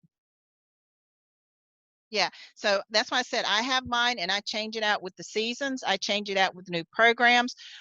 It all goes to a different link, or you can have it all going to the same link. Some people have them going to their thank you page for signing up. Since I'm advertising my free TV with this link, I want them to go and read about my free TV. If I'm just advertising my website, then yeah, go to my thank you page and see all the new stuff I have out. I have one that's going for recipes. Hey, I got a new recipe, check it out, and I send them to my new recipe page. But every page you create is going to have a link to either an advertisement, one of your affiliate programs, or it's going to have a link to your coffee or your wine or whatever that you've put on that page that they can shop at. You don't want to bombard them with, hey, sign up for my wine club, or hey, get signed up for this. Always phrase it in a way that when you send out these messages that they are getting valid information so that they can come and look at your website. So yes, anytime I get a message from Response Magic, or that's why you click it when you sign up, that you want to receive an email. It might not be the exact day that they sign up, but you do get an email saying, hey, you got to sign up for Response Magic. And it'll say RM, and it'll come from Platinum Synergy. And it says you have a new sign up on RM. That's the way it says. And when you click on it, it will have their name and their email address. And you can actually set it up. I'm going to be doing a training with the MSIs in 2 weeks on how to set up messages so that when somebody signs up, they will get an automatic response that you've put in that says, thank you for signing up, you know, things like that. So I'll be doing a training for that with the MSIs, and then they're going to go through and train you students. So we might, but that's kind of advanced out there. The one thing you do want to make sure that you get, though, is you want that website, or you want that magnet on your website. And yes, you will get a message from Response Magic saying that you had somebody sign up. And you want to make sure as soon as you get that, that you send them a thank you note. You send them a thank you message from Response Magic to thank them for being in that. And it will be on your list because you've created that list. So then all you have to do is go into your email list. And here's all your different email lists that you have, the ones that you've created. And then if you want to see if someone signed up or where they've signed up. So here's my V-Marketing, here's my free TV. I just click right here where it says view list. And I have one person that signed up so far to do that. So then if I go back and look at my list, you know, I can see who signed up on where. And I can view the list. Here's the people that signed up for my V-Marketing. There's a bunch in there. So, you know, different things like that. And, you know, and it's all depend on when you started that magnet. You create a list, and those people will go into that list. And then you just come to your list. Just go to your back, and you can see who signed up. Like my PBS students, not all of my students have filled it out, but this is a list of some of my students that have filled out the information. You know, so I can always come back through and look at them. You know, not all of them are have filled it out all the way. So all I got to do is just come back here. You know, I might give them a phone call. I probably will send them another email, you know, saying come in and have a look. So it's just different things that you want to do. Like this one, send another confirmation, yes, and they will send out an automatic message to them in their email for them to have a look at. So there's different things that you can do with your Response Magic. It's not just there. It's a tool that you can utilize to build not only your customer base, you can use it to do for advertising. You can use it to create all these great magnets that you can put on your website for people to view, and create your business and build up your business clientele. It's not just for you to put on your website and be done with it. It's a tool for you to use, and it's a great tool. It's just a lot of people don't know how to use it. So that's how you go about using.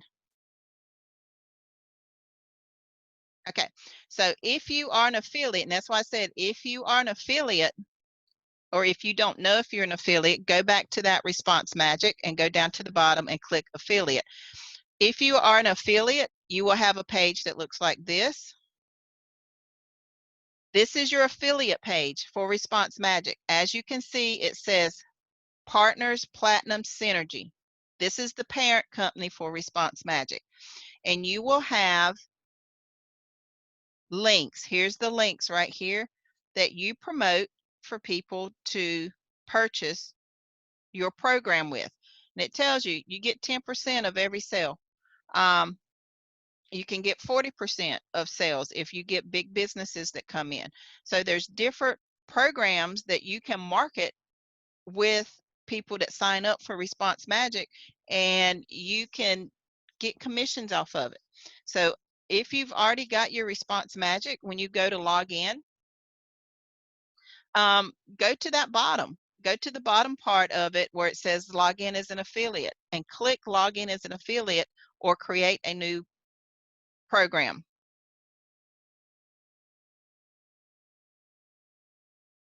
Yep, so all you have to do is when you log in, so let me close this out. So log into your Response Magic, you know your Response Magic. So then when you log in down here at the bottom, no, I want you to go away.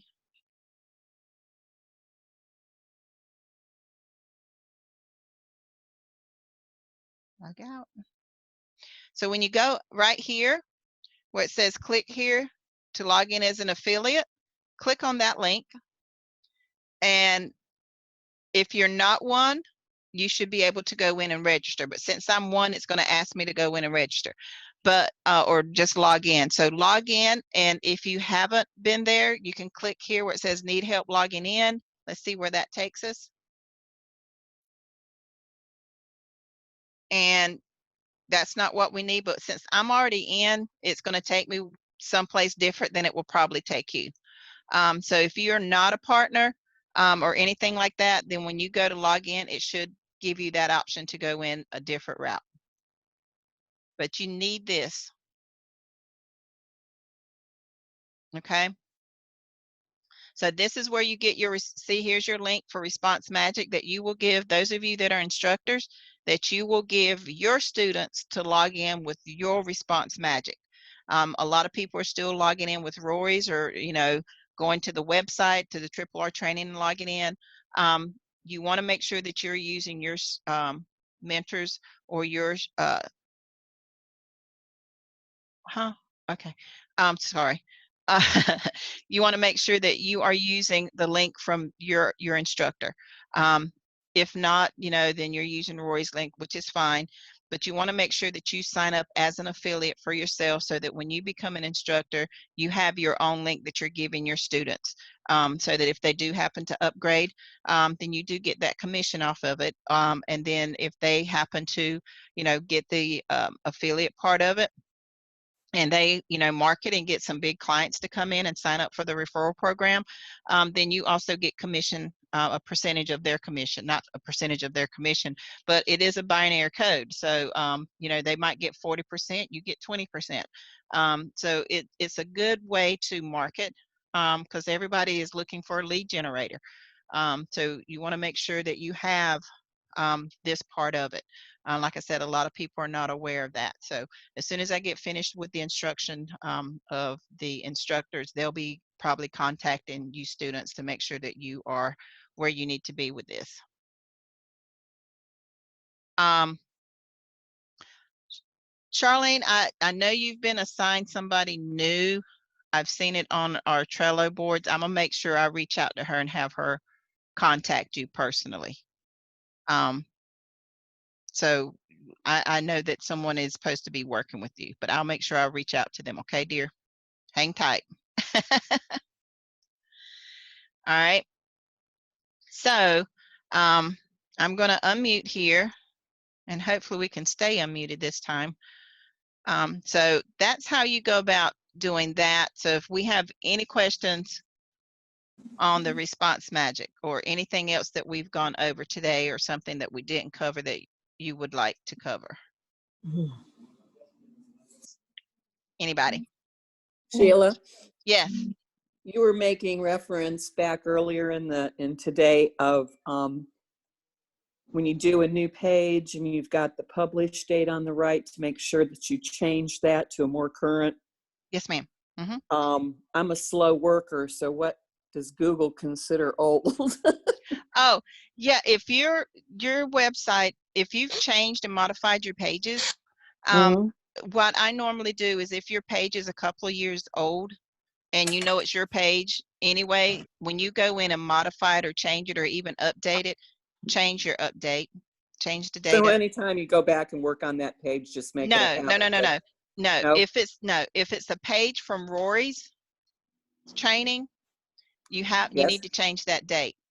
However, like I was explaining to one of my students, if your website, because we all get websites, some of our websites are refurbished, but if your website actually goes into publication, say like January 2018, and that's when you have your information put in there, that's when you've registered with Google, that's when you've got your website. Okay, Google is aware of that. It gets registered. Okay, your website gets registered with your information when it gets to you. So when you go to apply for Google AdSense and they see, well, your website went live 2018, but you got pages in there from 2016, they're going to think that you have a copied website. So as long as the dates that are in your website are current with the date that you received your website, you're fine. And the date you received your website is when we signed up and Rory gave us our Yep. initial pages? Yep. So the date that you got your email that says, congratulations, this is your website, that is your start date. So anything prior to that needs to be changed. Why would we have something prior to that if we just got accepted? Because your website is a duplicate of Rory's. It's a template. Ah, gotcha. Yep. Okay. So that's why we say modify and change it, because the pages that Rory has are good pages that have been indexed with Google. So we know those accounts work. However, since we want to get credit with Google, we have to make them ours. So that's why you want to check those dates, because some of the dates when I got mine was in 2015. Okay. So go through and check, make sure those dates, whenever you finish modifying a page, look at the date and make sure that it corresponds, that it's at least within the same time frame that you got your PBS. But if it's a brand new PBS and you got anything that's before the date that you got your PBS, you need to modify it. Any page that you modify from the original, change that date anyway. But if it's original for you and you're just going in and editing some things, you don't need to change it. Thank you. You're very welcome. Okay, anybody else? I don't know, it's Constance. I don't know if I'm the only one, but this session has been awful with trying to unmute and mute myself. This is never, ever experienced before. And I tried it on both of my Macs. So I don't know what's going on here. It could just be like I said, I got a house full of people and everybody's on their phone. So it could be my internet that's causing it, because it keeps going back and forth from mute to unmute. So I gotcha. Sorry. Well, Yeah. the fact that she has a Mac, that's the whole problem. Oh, wait a minute. Wait a minute. Hey, You want to go to war still? Hey. Miss Constance has come a long way on that Mac girl. Don't you start with her. I couldn't resist. I'm sorry. Who's out there Mac shaming? Estelle, I'll own up to it. Oh. I can tell it was you, honey. That's a running joke with everybody between Macs and Dells and, This and New York HP. City girl knows how to go down. Hey. I can even get the accent right. There you go. All right, let's see what we have in chats. And all right, so I actually have one of my students that stays like 5 miles from me, so we have a bi-monthly meeting at his house, him and his wife. So Oh, that's nice. Yeah. so I told him he's gonna be on his own pretty soon. He don't like that, but that's all right. But yeah, there's quite a few people that stay in my area, but we just I don't get out much. Like I said, between my grandkids and my husband, and it's just my daughter. She came and surprised me last week, and her and her husband had split up. They've been divorced now for about 2 years. They were together about 8, and so it's just one of those things. She tried to conform to what he wanted, and he was never satisfied. And she's like her daddy. When she's had enough, she's had enough. Yeah, I know. So she's got this new fella, And she came down to tell me that she's expecting her first. That's Wow. wonderful. So it kind of threw me for a loop because she came in, my son kind of left all of a sudden. And I was like, where did Richard go? You know, and I had the grandkids. It's like, I don't know, Daddy just left. Yeah. So it was kind of unusual that he just up and left. And then next thing we know, here he comes back in the house and my daughter's behind him. And Oh, my- and I was like, okay. So she sits down and she's got this bag with her and she's like, you and Daddy need to sit together and open this. And I'm going, okay. So here's the grandkids getting with their daddy and she's sitting over there beside him and she's got her phone out and I'm thinking she's texting. mhm. And she looks at me and I'm pulling out this shirt and it's like glamour mom, glamour Oh, boy. grandma. I think it was a Yeah. glamour mom. And I was like, huh? And my husband pulls out his shirt and it says, you're going to be a papa again. And I look at my son and I'm going, really? You know, Yeah. and he just looks at me and he stands up and pulls his shirt up and it says, I leveled up to uncle. And I looked at my daughter and I just busted out crying. I was like, Oh. finally. Oh, That wow. nice. So Oh, I'm gonna be, congratulations. That's awesome. thank you. So Congrats. she's having her first ultrasound Tuesday. And so I'm taking off. I'm leaving Monday morning, and I'm going to go down there. And so I had told my son, I said, you're going to have to find somebody to watch the grandkids. He's like, why? I said, because your sister's pregnant. I said, I'm boy. going to go. So Where does she live, Sheila? Where she does she stays in live? Raleigh. Okay, right. Yeah. Well, congratulations. Thank you. Yeah. So that's the good thing about this business is I'm taking my laptop and I'll still be Yeah. able to, write and Absolutely. do, meet with my students. So those of you that are asking, is this really work? And is this really happening? It does. Does it happen overnight? It doesn't. It doesn't. Does it take work? Yes. Does it take Yeah. time? Yes. But Yeah. you got to remember, this is still your business. I got one of my students, he's a foreman and he goes all over the country. Actually, I have two of them. Mhm. One is a train engineer and he is all over the East Coast. And then another one, he's a foreman for a concrete supplier. And right now they got him in I think he said Kansas, Kentucky, somewhere over there. And he's working from 4 to 5 o'clock, in the morning till 7, 8, 9 o'clock at night. And then some of y'all know Shar, she does the same thing. She works with a contract company. But they make it work. If they have to spend the weekend, that's what they do. If they have to spend, an hour here, 30 minutes here, that's what they do. Yeah. And with me, with my grandkids, you don't have to spend a whole lot of time, but spend what time you can, Yes. even if it's nothing but, hey, I got to change a title today, or I got to get a new key phrase. Let me redo this paragraph. Right. And then when you do have bulk time, go in there and modify a page, or do some advertising, but Yeah. try to do something every day, no matter Yeah. how tedious you think it is or how menial you think it is. It will become a habit. Mhm. And then when it clicks, it will click. I promise Yeah. you it will click. Yeah.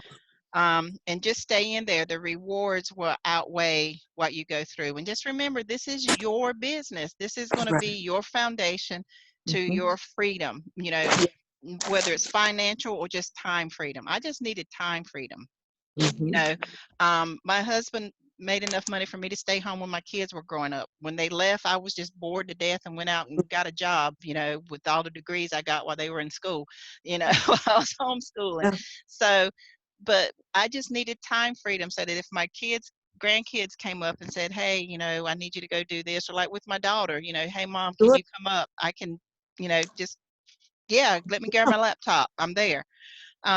So this Awesome. business works if you work it. Yeah, you're Yeah. going to have blood, sweat, and tears to get it Mhm. off the ground. But once it's off the ground, then you can sit back and reap the benefits and, Oh. maybe write a page or two every couple of weeks or get a couple of new students and show them how to do it.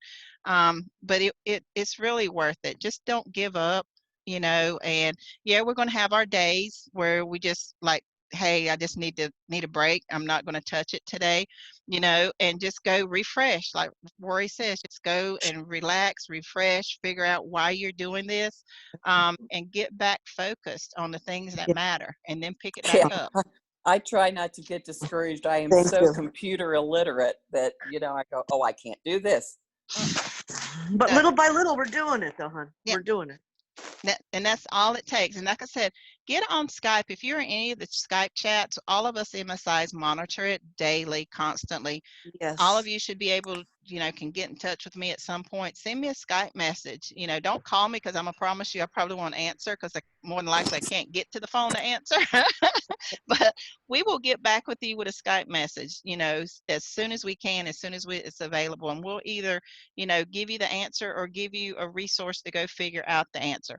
Right. With me, let me figure it out. I'm the type, if I figure it out on my own, it sticks better than if somebody Mhm. tells me how to do it, because then I'm going to come back and say, now, what did you say? How Right. did you do that? Yeah.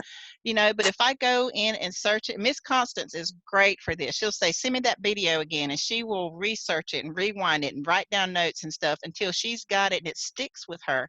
Mhm. So that's what, you know, if that's, you all know your own learning ability, you all know your learning curve. So do whatever it takes, you know, to get to where you need to be, but don't be afraid to ask, especially here. You know, Yeah. that's what I'm here for on Saturdays.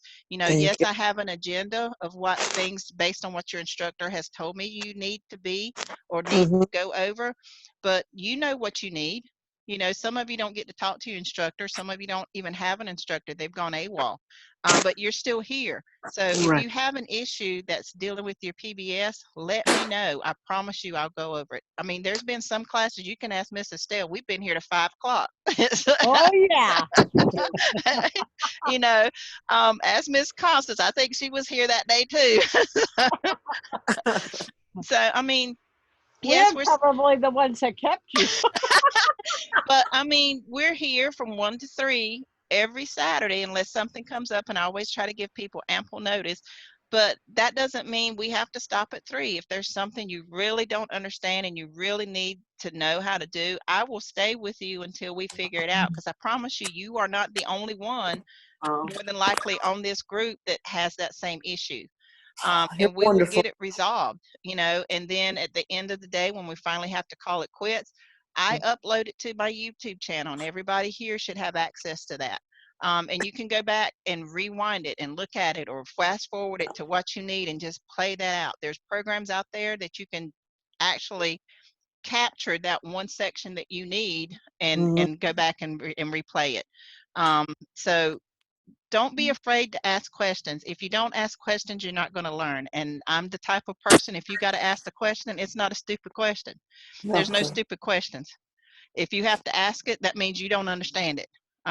Don't ever think that, oh, somebody else has already asked that question. Yeah, but it wasn't you. so, Oh, so ask the question. And if it's something that somebody talked about earlier and you just didn't grasp it or didn't understand it, ask it again. I promise you, I oh, will go over it as often as I need to, oh. so that you understand it before we leave. And then if not, then come back next week and say, okay, last week we went over this. I didn't quite grasp it. Can we do it again? Yes, we sure can. So don't ever be afraid to ask. I Oh. promise you we'll go over it. Yeah. I'll just keep on plugging away. Exactly. Yep. I hope I live long enough to get something published. Well, here's the thing, and I have one of my students that did this. He has revamped his whole system. I mean, wrote everything. He's got about 108 pages. And he's like, well, when do I start advertising? I'm going, what? You should have been advertising. If your system is done, or at least half done, advertise the pages that you have if you know it's complete. And you're like, okay, this is a good page. I want people to read it. Advertise that page. You want to start getting traffic to your page as soon as possible. You don't have to wait till it's completely finished. If your pages are done, especially coffee and wine, those that are in the anchor offers and you're paying for them, get those pages out there. If you modify and edit them later, that's fine. As long as you don't change your link or your key phrase, advertise those pages, because once you apply for Google, the first thing Google's going to see is, do you have traffic coming to your site? And if you haven't advertised at all and then just been modifying, editing, and adding pages and not advertised, you're going to get declined. Okay. Traffic coming to Oh, your well, website. Good to that's where know. I already went awry, because I thought you had to register for Google AdSense before you could advertise. No, No. no, no, no. As soon as you register for Google AdSense, they give you this code to put in your website. They go through, number one, and they track first. They put little bots, they're little computer programs, and they go through and see how much of your page is original and how much has been copied. All right. And then after that, they see how many times your pages have been searched. Because you're on Google, they can see how many times your pages have been searched, you know, or how many people's okay. come in.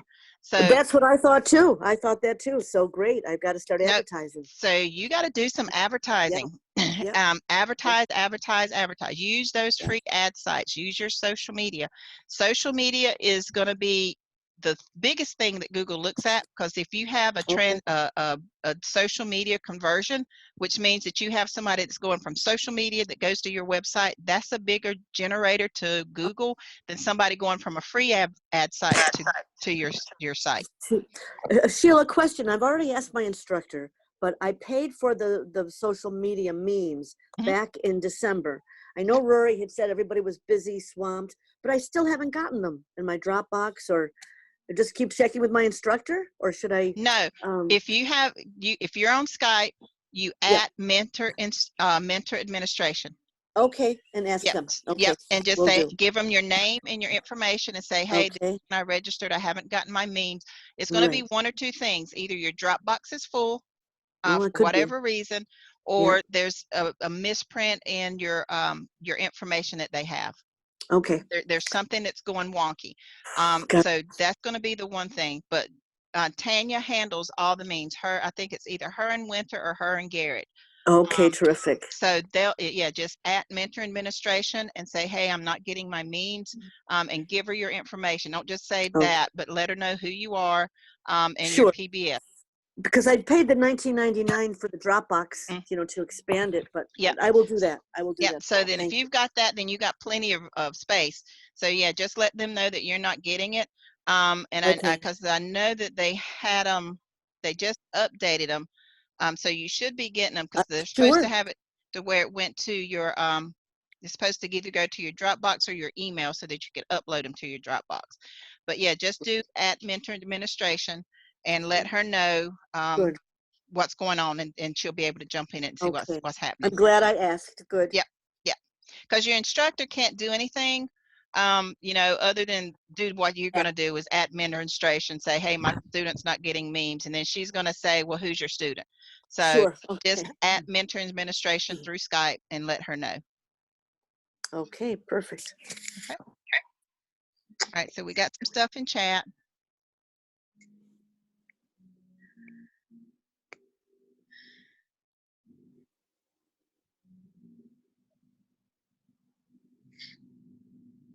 All right, so yeah, just send it to me, Charlene. I think we connected on Skype. If not, just send it there anyway, and I'll look at it.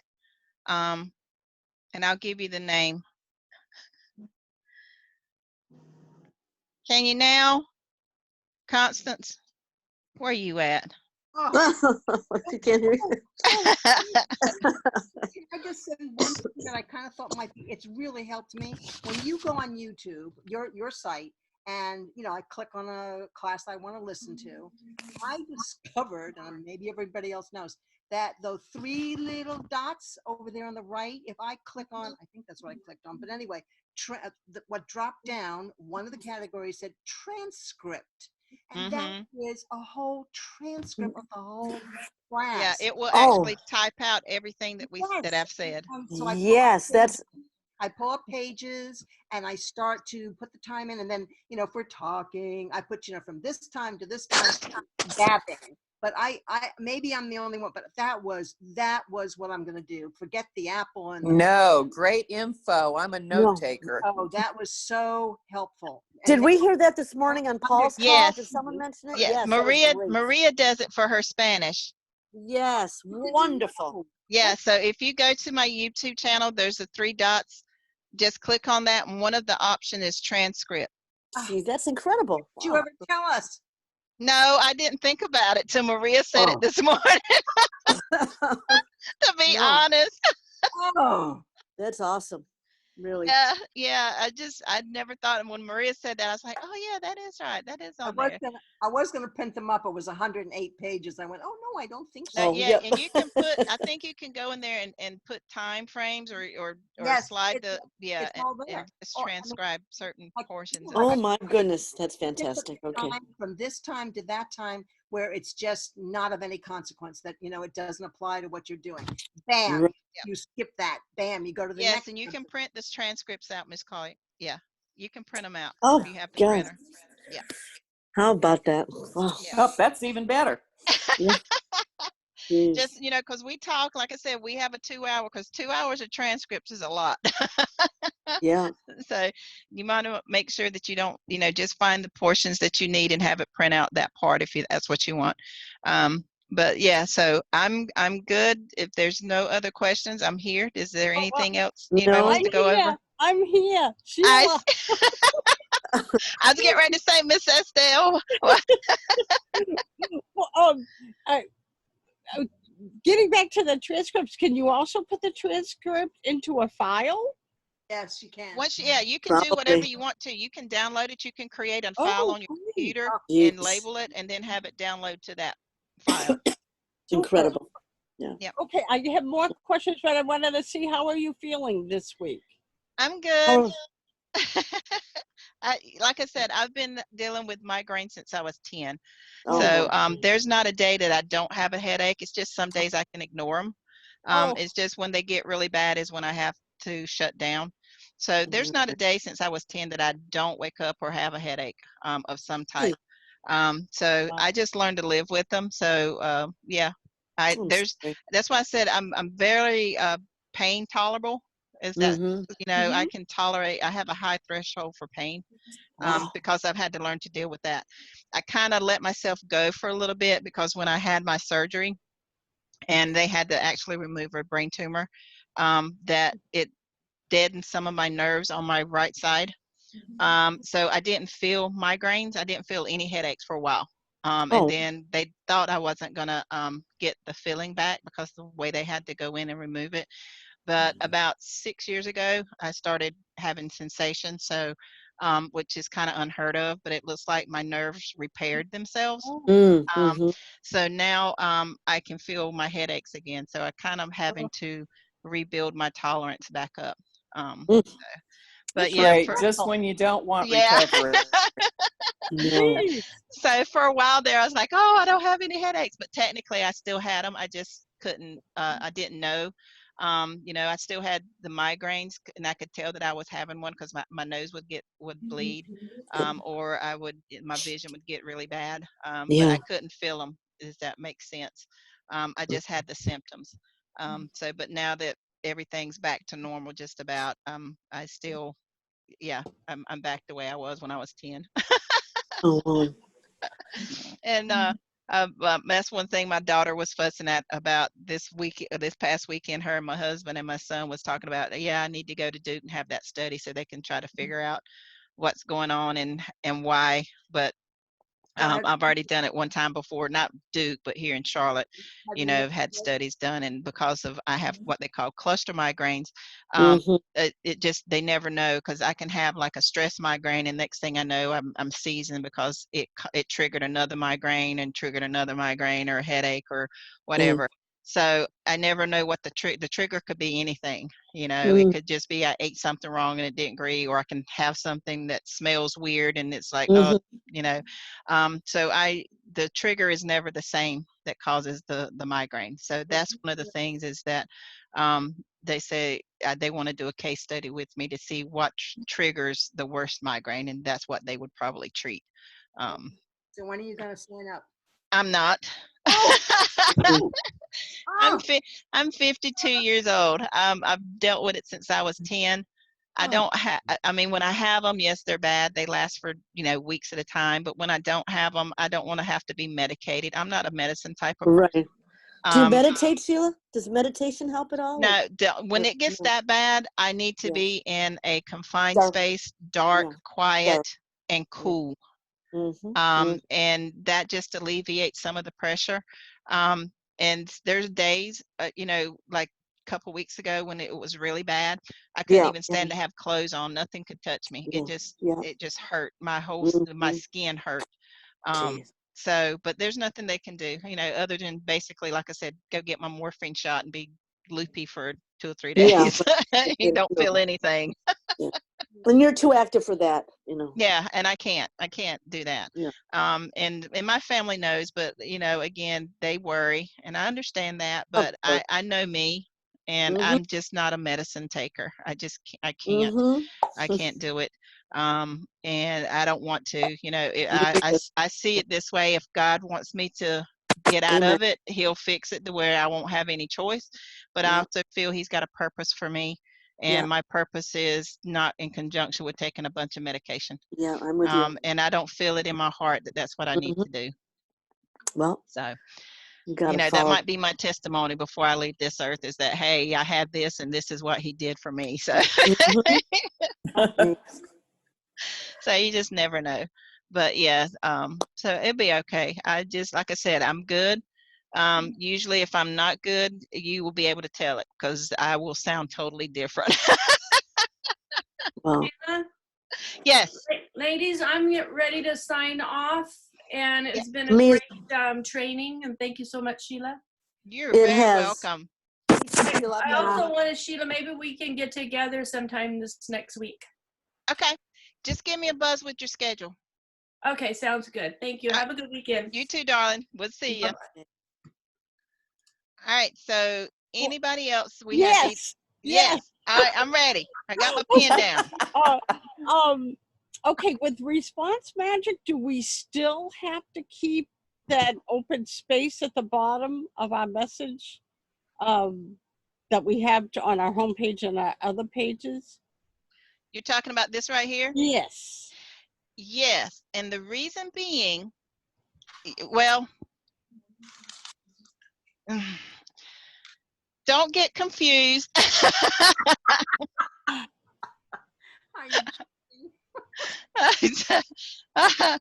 My middle name. Miss Estelle's going to open this can of worms, and I'm going to feel it real quick here. In response magic, and it happens with everybody, they come in here and they see all of this spacing here. And I've seen people, they'll go through and they will delete this space. You cannot do that. And the reason you can't do that is because that's part of your code.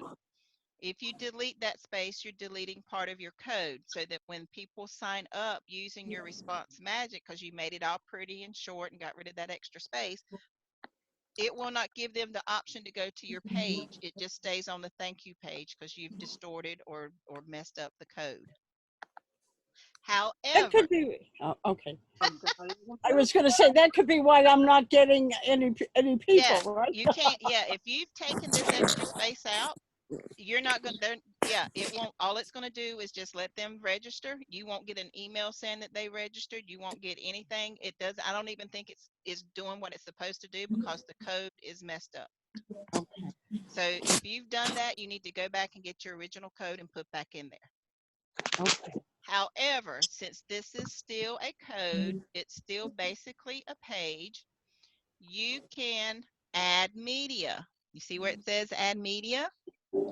So this works just like a, all right, whoever that is, just mute yourself.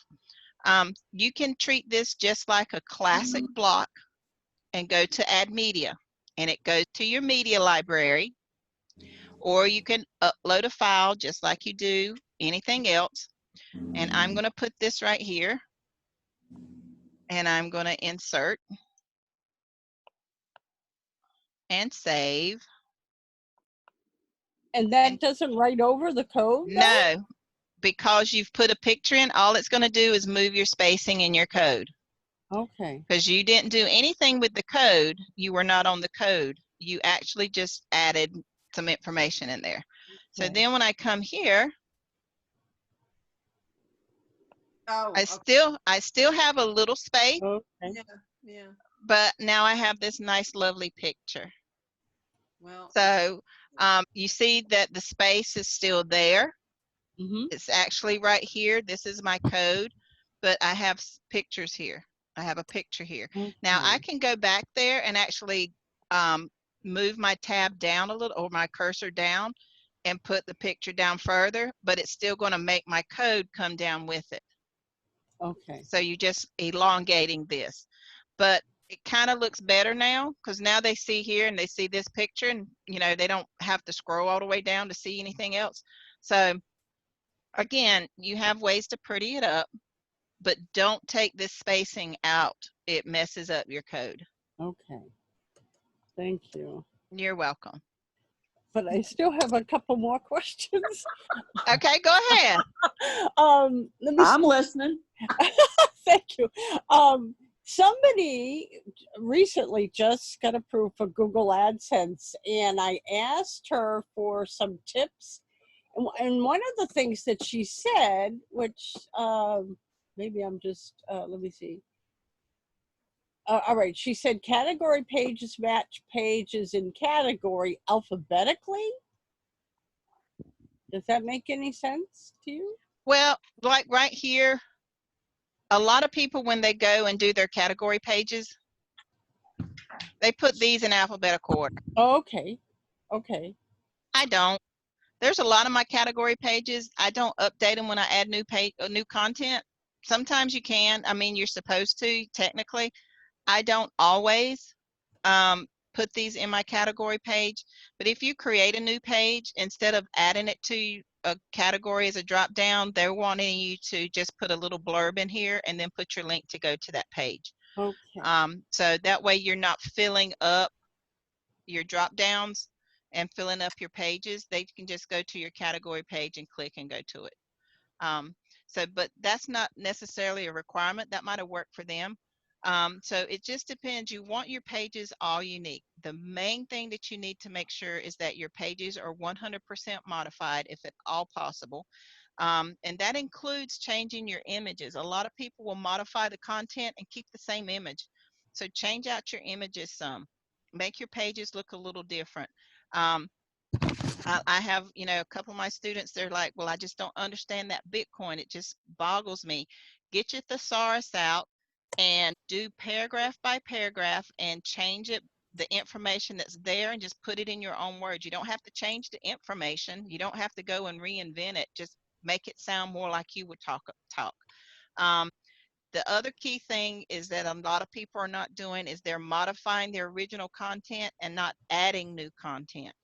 So you need to add new content, and that's where keywords come in. Like Paul was saying this morning, a lot of people writing good articles, but you're not using keywords that people are searching for. You're, using, okay, I'm writing a thing on butterflies, collection, and people might not be looking for butterfly collection. They might be looking for the monarch butterfly, but they might not be looking, for that. So you need to make sure that your keyword is relevant and that people are searching for it.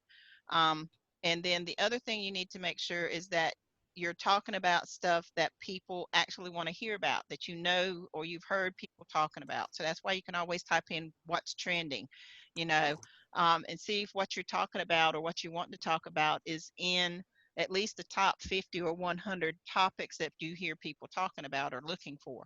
And you want to make sure you're advertising. I'm going to tell you right now, if you have less than 2,500 ads out there, more than likely you're going to get declined from Google because you don't have enough traffic coming to your site for them to even look at you.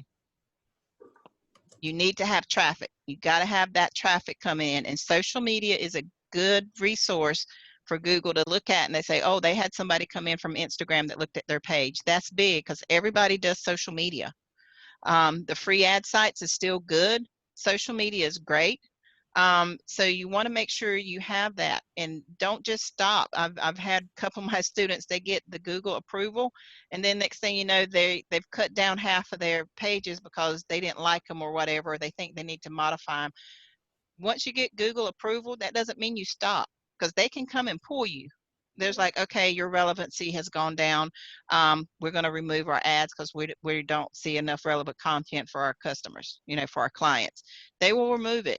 So you need to have a minimum, and this is what I tell all of my students, you need a minimum of 110 pages with at least 10 to 15 of those pages your original content, not something that you've modified or something that you copied from somewhere else and said it was yours. It needs to be yours originally from top to bottom.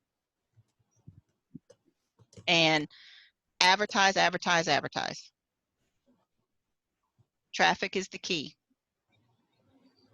Now, Sheila, did you say, say I modified a page 100% from what it was to my own content? Are you saying that even though I've done that, I still need to add Yep. more words? Yeah, even if you've modified a page from beginning to the end, that's still a page that came with your system, even though you've modified it from beginning to end. Okay. The topic is still the same. What were those numbers again? I tell my students they need a minimum of 110 pages with at least 10 to 15 of those pages their original content. When I say original, title, key phrase, and content is all theirs. It's not anything that they modified from a page from Rory. Okay. Title, key phrase, and what else? The title, the key phrase, and your content all needs Okay. to be yours. That's why I said the recipe pages are great, because you write your own recipe, and when you get a recipe from a cookbook or whatever that you use, change the format. Don't put it in a list. You can put it in a paragraph form or however, but talk about how your family used that recipe or how you use that recipe or how often you cook it. Talk about the surroundings of it. Like my daughter's getting married, when she got married, I wrote an article about how it was hard for her to find a dress because she was a plus size. How many people out there have plus size wedding dresses? And then when you found one, they looked frumpy, like something, an old woman would wear. And I say that with love because I'm an old woman. No, you're not. But things like that that's relevant that people are looking for, like pets right now. I call them pocket poodles.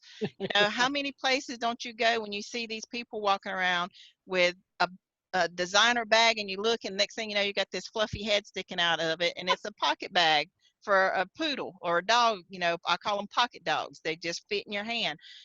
But pets are on the rise. People treat, and I can't help it, I'm one of them. I treat my pet almost like another child. He has his doctor's appointments. We got an email the other day, a reminder, a text, hey, your Hercules is up for a comprehensive exam. And I'm going, okay.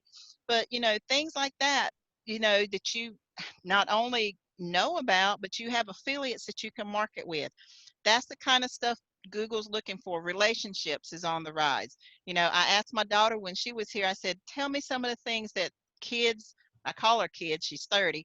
I said, kids your age are looking for. What's some of the things that are relevant to you? And she was talking about, okay, Mom, how do we get out from debt from our college loans?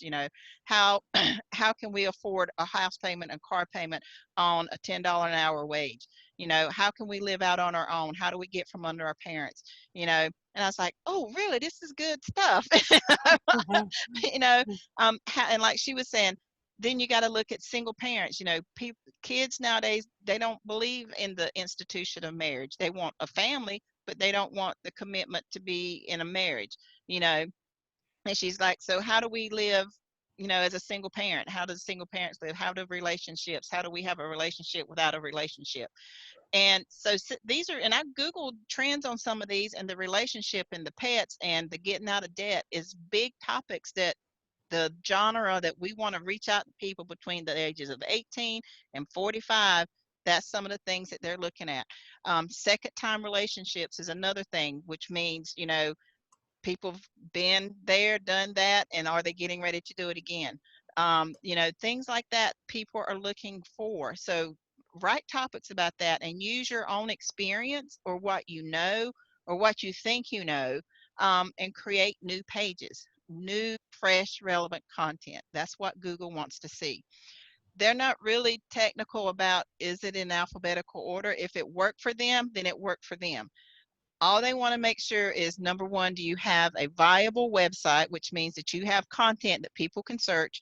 Do you have content that people are looking for? Is it original? And when it says original, they want it to be at least 75 to 80% not someone else's. Do you have original relevant content that is only yours, that they can't find anywhere else on Google?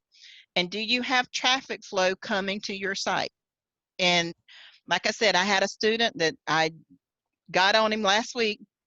His site's just about done. And then he's asking me, when do we advertise? I said, I tell you every time we talk, your pages is done, advertise it. And he's like, oh, well, I wasn't ready. Advertise a finished page, to get traffic coming to your site. Number one, when you do that, it's going to put a fire under you to get the rest of your pages complete, because people's going to start shopping your site. And if you haven't finished your links and you still got links going to somebody else, if they find something they like, they could potentially click on a page you've not done. I tell all of my students, modify your coffee and wine pages, then go back and change all your links out. You can always come back and modify something. Your links are going to stay the same. Then that way, once you start advertising, you're not worried about if somebody's clicking on a bad link. All you need to worry about is modifying your pages. So get your pages ready, and as soon as you finish a page, start advertising it. You can always modify it later, but just remember, on an advertised page, you can't change the title and you can't change the link, your permalink, or your key phrase, because then it goes to a blank page. If you want to do that, then change and create a new page based on the new content you want to write. But yeah, it's just different. But those are the 5 key things that I tell my students when they're ready to get Google AdSense. That makes sense? Yeah. Okay. And the other thing, and this is the other thing Google does. If you get denied, don't apply 2 days later. Don't apply a week later. Google wants to see that, number one, okay, you got denied, and they tell you, sometimes they say they don't even tell you why you got denied. If they don't tell you why you got denied, look at your published pages. If you have less than 100 pages, they're not going to tell you. Number one, they're going to say you don't have enough relevant content if you have less than 100 pages. If you have not advertised, they won't tell you why you were denied. And it's, if you haven't advertised, so that means you have no traffic coming to your site. Those are the 2 reasons I know that they will not give you a reason why you were denied. The other thing is, if you haven't modified your pages enough, they won't tell you why you denied. So if you get a denial and without a reason, more than likely it's one of those 3 or a combination of those 3. So go back and check your modifications. Make sure that you've got your pages as close to 100% as possible, including changing out your images. You got traffic coming to it, and you've added to where you have at least 110 pages, published pages, not complete pages, published pages in your website. All right. And then you want to make sure that you have advertised that site constantly, and you keep advertising it. And just do whatever it takes to make sure that your page is unique to Google, that Google, when they come to it, they say, oh, this page looks good, this page looks different. And then when they read it, the bots read it, they see that it's different, that you have relevant content. So make sure, number one, that your site represents you in all aspects. You shouldn't have anything in your site that looks or even resembles close to what your original website looked like, including changing your name. I bet you I read 2 or 3 websites this week. They never changed their name. This still said whatever it says when you first get it. And you need to change your website. You need to make sure that this represents you. Okay? Question. Yeah. If you start running ads on a published page, and they come to that page, what keeps them from looking at your other categories, which are not done and blank and have no link? Nothing. Absolutely nothing. But you still want that traffic coming to your site. Because if you apply for Google and you have not advertised and you have no traffic coming to your site, you will not get approved. That's one thing they want to make sure, because they will say that you don't have relevant content because you have no visitors to your site. Right. I'm thinking about somebody comes and they go, well, great, there's nothing on here, and Yep. they don't come back. No, you want to make sure that all of your sites have links in them. You know, so once you finish your coffee and wine pages, you should be able to go through and, if nothing else, change the links in your other pages and then modify them as you get to them. Oh, okay. Yeah, because your links are not going to change. Your links will stay the same. So if you go through a page and say, like, you go to Brunette Marketing, you grab the link for Soap Creek and you go and change all your links in Soap Creek. Okay, then you come back maybe a day later and say, now I'm going to modify it. Your link's still going to be the same link you got from Soap Creek. It's not going to change. Then you can Okay. just modify your content. Then that way you can publish your pages and advertise your pages and not have to worry about somebody clicking on a link that's not yours. But then even if they do click on a link that's not yours, they still got traffic coming to your site. If they like your site, I promise you, they will bookmark it. So when they come back and say, oh, I found this great, this page, this, you know, what I was looking for on this site, I'm gonna go back to it and see what else they have. Hopefully you've been in your site enough that you have just about everything done, so that when they start shopping, you have good content in there. They're gonna keep coming back, and then when you have your site done, you've got a customer for life. So like I said, once you start advertising, that should put that burn underneath you. Okay, now I got to get my site done because I'm advertising it. People's coming to it. That should, if nothing else, just to get your links changed. But you should not apply for Google until you have every site, every page in your site modified. Okay. Okay. Now, another thing that she said, I'm reading my notes here. So she's saying menus and offers on categories, pages alphabetized. She had that in there twice. But you said that doesn't really matter. No, Okay. it just might have worked for her. That's just the way they set it up. Like I said, mine started out advertised, but if you look at mine, I got some stuff that's not in alphabetical order. It's out of sync. And not every page do I have on my category menu. Every new page I've created, I don't have it on category, but they can search it. That's why you have your search. Mm-hmm. You know, so I'm not worried about if I've put all of my dating relationship pages on here. If they want to type in dating, they can type in dating on my search and my pages show up. So I don't want everything at their fingertips. I want them to utilize my website. So that means utilize the functions I have there. Stay on it as long as possible. So that's the main reason why you don't do multiple subcategories, so that they go to that page and they get intrigued by something they actually see. Exactly. Okay. Yeah. And that's why I said I use this. I want them to use my search page. What you ultimately want them to do is find that one trigger of something that they like on your page, and then they see that search, and then there's like, okay, well, I found this. Let me see if I can find this. Instead of them scrolling up and down here, let them use this search button and type in something, and hopefully you have it in your system. If not, it will pull up wherever that word shows up in your system. Oh, so that'll take them to any page? Any page you can that do has that from any page. Yeah, it will. Yeah, that's why your search is on every page. No matter what page you go to, it's going to have that search. If you don't have it, you need to put that search widget back into your system. Oh, great. I don't even understand widgets. I don't know whether it's in there. And it should be there. If you haven't taken it off, it should be there. It should have search. Yeah, if you haven't done it, it should be there.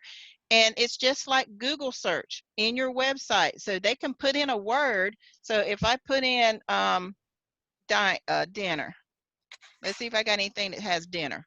And I hit search. So here's best alternative TV. Well, it's got the word dinner in here somewhere. And look, here's another one. TV dinners. Yeah, you know, I think I said something about them drinking. Yeah, see, there's the word dinner. Yeah. All right, so there's the word dinner, but it's in this article. So here's another one, comfort foods. The word dinner's in here. I know that is. You know, and it's talking about my Southern comfort foods. Here's another one, summertime ideas. The word dinner is in here. So, you know, here's Valentine, the word dinner is in here. Oh, look, it's like the real internet.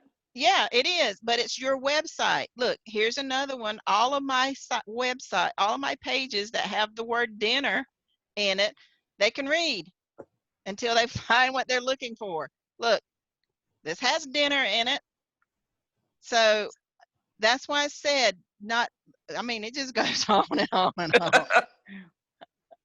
And look at I I'm think you only got your halfway through. 300 words. Yeah, so let them utilize the functionality of your website. Don't get so hung up on, because what you got to realize is you're your own person. You don't want your website to mimic somebody else's. Google likes originality, you know.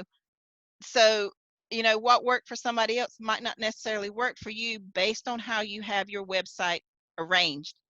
You know, mine's purple. You know, I went in and changed it to where anybody that pulls up my website, they're not going to see all black. Mine's in purple because I like purple.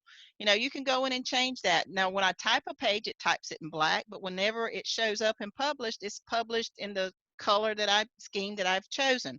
You know, it's different. I not all of my pages are in my category. Not all of my pages is on my menu. I want them to come here and search. I have my most relevant content over here for them to look at, and it might trigger something else they want to search for in my website. So let them come and search for it. Who knows? Like this one, already there's 10 pages here with the word dinner in it. They might come across something that they really weren't looking for, but it draws their interest. So let your website work for you, and don't be, you know, make it to where people can come to your website and basically find anything they want to find. Oh, I Now, just thought of something when you were scrolling down this particular page with all the recipes and stuff. What is our liability with a recipe if we find a recipe that our family uses that's a published recipe in a book? Can we reuse it? yeah, Do like we this is have my to this is acknowledge my it like chili recipe that I use from scratch. These are my potato recipes. My pasta, this is a pasta salad. It says right here, use a box of your favorite pasta. Who's, you know, I'm sure that whatever pasta company is not going to come up and say, hey, you use my pasta. No, I got you some more revenue. You go get a box of pasta.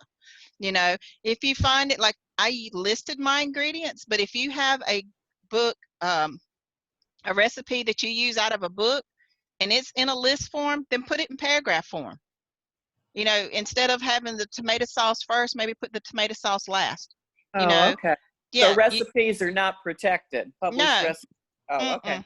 as long as it doesn't say copyright on it. But there again, you can still paraphrase everything. You know, you can change the way it looks. It doesn't have to be exactly like it shows up in that recipe book. Gotcha. Okay. Yeah. Just one more thing that she said, and maybe you already covered it, but My brain hurts. okay, I said one last thing. I'm ready, darling. Go ahead. Okay, sweetheart. She says the titles on the category pages should be the same as the titles of the pages in that category. I have no idea what that means. I don't either. It I'll, almost sounds like she thinks the titles of the category pages need to be the same of the pages under that category page. But I does think that what really she's saying is like right here where you go to arts and entertainment. Uh-huh. When you're writing, like this says, as seen on Global TV, Mm-hmm. you would actually have like movies direct. That one's not here anymore. I still have access to it though. But like this, instead of saying sports games, this should have said Fire Fan or something like that. So what thinking what she's saying is as you introduce or write the snippet for your page, that you should start out with the title of the page. Again, that is not one way or the other. That's just how it worked for her. Okay. You know, I don't have a page that says Fandango, but if they click on this, it'll go to my page that tells them how to sign up for active movies, you know, so, or movies online or something like that. I can't remember what that page is, But I mean, it doesn't, again, you want to write the way you write. Don't try to follow somebody else's Okay. thing. You want to do what's comfortable for you. Because if you try to mimic somebody else, it's going to get you frustrated, because then you're going to be second guessing yourself. You want to make sure that when you're writing in your website that you are as comfortable and as knowledgeable and as complacent as you can in your website, so that you know that no matter what somebody comes in and says, you're proud of it because it's all you. So when you start trying to mimic somebody else, no, it doesn't hurt to use their suggestions, but even their suggestions, you need to conform them to the way you think, feel, and act. Okay. All right. Thank And you. if it's something that you're just like, you know, that worked for them, but I'm not comfortable using that. Like I said, because it worked for them, that's how their personality works. Their whole system's probably that way. So they have a uniformity to their system that follows that same protocol. So if your system's not like that, that ain't going to work for you. Okay. So you want to continue whatever format or however your system is and let it flow through. You want it to be the same no matter where they go. They can still see, this is Estelle, she wrote this. This is Estelle's page. This is Estelle's blog. They should still see you, your personality in everything you do. If you try to change something up that doesn't flow with you, you know, with your karma, I'm going to say, you know, with the way your flow and your mentality is, it's going to stick out like a sore thumb. Okay. Thank you. You're very welcome. All right, we got one more thing in the chat. Yes. So if you change a key phrase or a title or a permalink in a page and you have it on a category page, you have to go in and change that too. Or when they come to a category page and click that link, it's going to take them to a 403 or a page not found. So that's where you, if you come to, when you're changing information like that, if you go to your dashboard and use your search tool in your pages have search tools. You type that same key phrase that you just removed, you type it in here and it will show you every page that that phrase shows up in, and then you determine whether or not it's on your category menu or if it's related to what you just changed. And you may or may not have to change it. So if it's on a and all your category menus need to be in caps. That way you know it's a category menu or a category on your menu. Everything else should be, you know, a combination of upper lowercase. So it just depends. Again, you need to make sure that wherever you have that and you've changed something, that you change it everywhere that it showed up, or you're going to get a broken link. Again, that's why I don't put everything on my category menu, because my website is huge and it's growing every day. If I had to go in and change, just like wine, when we had to change from wine ambassador, God, it took me 3 or 4 days to change everything. So I got smart this time and just put our wine club or my wine club, you know. So I didn't single out no name for anything with that. I did that. I said, because if God forbid this ever happens again, I ain't got to change names. I get just a link. So, but that's the thing. You let your website work for you once you get it functional. Use that search thing, you know, search tab up there. Let them utilize your website just like they do with Google. You know, let them look at your site. Don't let everything be at their fingertips. Have your most relevant content in your category menu, in your drop down zones, that will trigger them to search for something else. And then when they come over here to your search category and they actually type in a key phrase, just like with Google, it will show them every page that that word shows up in. And it might trigger something else that they were looking for, or trigger something else that they might like to find. So, you know, again, you want to make sure that your website represents you as a person and as a personality, not somebody else, because people will relate to what you're writing and how your pages are organized more than they will feel like it's a copy of somebody else's. Okay. Again, Google likes originality. Okay, All right. What else we got? thank you. You're welcome. Anything else?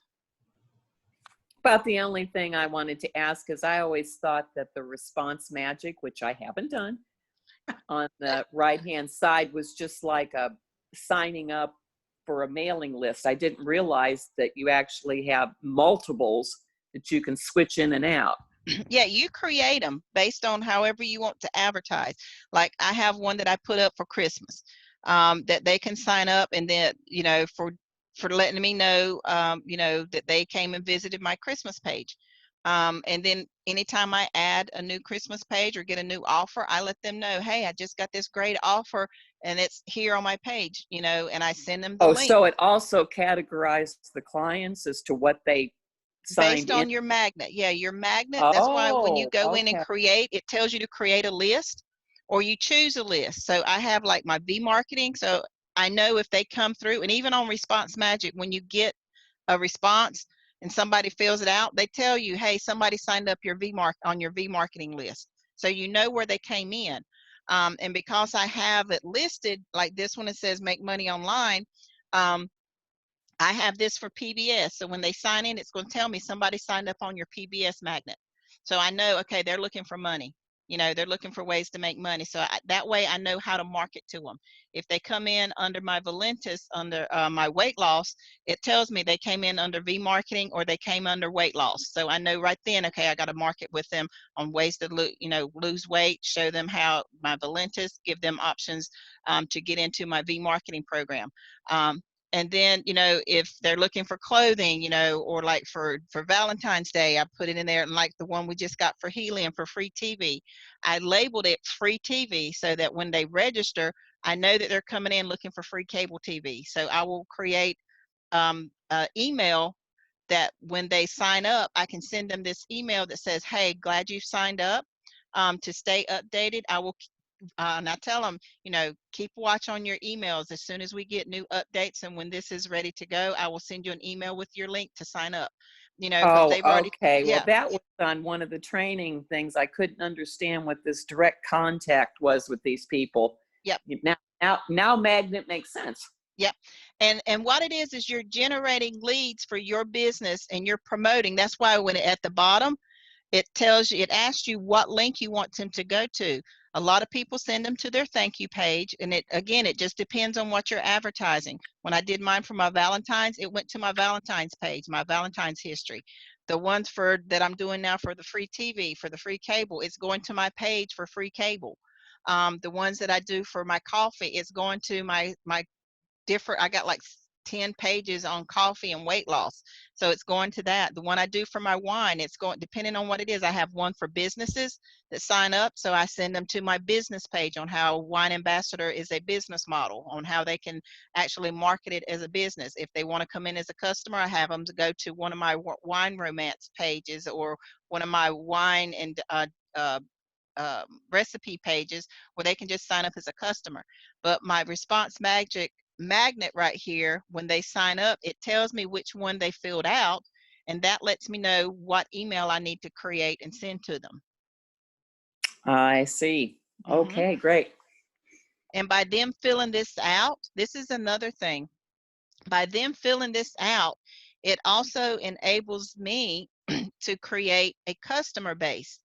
And plus, it also allows me to send them emails, because one of the stipulations in here is it tells them, by you filling this out, you give me permission to send you emails. So it's not going to their junk email. It's going straight to their email, their primary email. It doesn't go to spam. It doesn't go to junk. It doesn't go to social. It goes straight to their primary email, and it comes straight from me. And they know it, so they can read it and say, okay, I'm getting an update from Sheila, because that's why I say use my name. If you want to use your business name, that's fine, but I use my name because it sounds more personable. Okay. So, but yeah, this is a great tool, and you can have one, as you can see, I got one that's on my home page, and then I have the second one is different. It goes on all my other pages. So you can have up to 2 on your website, and then you just switch them out based on, what the season is or based on what you want to market. And when you create it, if you don't have a template or a list that you want it to go to, you can create a list. And then that way it tells you where the list came from and you know how you need to fill out the email. And I use my response map. I usually get about 2 to 3 a day. Wow. Okay. Yeah, we've been having issues with that unmute today, Miss Estelle. Hold on. There you go. Okay, and I don't have a Mac. Hey, Ruth, what does that say? Vengeance is mine, says the Lord. he That's right. took care of you, Miss Constance. Yeah, he's looking out for you. Love it. Right. I love it. You said something that triggered. Now, did you say there's a way to get it so that the email that you send them from Response Magic doesn't go to spam? Yeah, it does. As soon as they fill out this form, Okay. there's when you make this form out, it tells them, it actually has a clause in there that it tells them by you signing this form, you're giving so-and-so permission, which is my name, Mhm. to send you emails, that you accept emails from this person. So they know that they're accepting this by them filling this out. Now, if you manually input names in there, then they get a request that says, hey, so-and-so is trying to send you emails. Do you approve? And they can say no. And you can't send them emails. But by them filling out this form, they're giving you permission to send them emails. So it doesn't go into their spam. And nothing they have to check mark. Yes. Oh, they do have to check. No, So it tells them by you filling out this form, you're Okay. giving me permission to send you emails. Got it. Yeah, so as soon as they click submit, and it tells them right above the submit button, by you filling out this form, you give Sheila Matchett permission to send you emails. Okay, gotcha. Mhm. Thank you. You're welcome. See, here it is right here. Completing this form confirms you wish to receive emails communications. You can securely opt out anytime. I agree to give Sheila Matchett permission to send to me in the future emails. I understand I can opt out at any time in the future. So as soon as they click submit and fill that out and say start streaming now, this right here tells them that they're giving me permission to send them emails in the future. They want to opt out. How do they? When they opt out, when they send an email, or when I send an email out to them, at the very bottom, it has an opt out. It actually says you can opt out of this email, click here. I see. I see. Okay. And Yep. that comes back to you, and you know. Yep. Okay. Yep. I haven't had anybody do that. Oh, show off. I have imported, because you can import on this one. You can import contacts and put them in whatever list you want to. And as soon as you do that, they will get an automatic response from Response Magic saying so-and-so include you on their list. Do you accept emails from them? Those that you saw in yellow, those are the ones that I've done that to when they haven't responded. Okay. So most of the time what I do is I'll call them and say, hey, I sent you an email. It's listed under here. Can you go in and read it? And as soon as they click on it to read it, they're in. Until they opt out. I just haven't done that yet. So, but Response Magic is a great tool. You need to use it. You need to utilize it.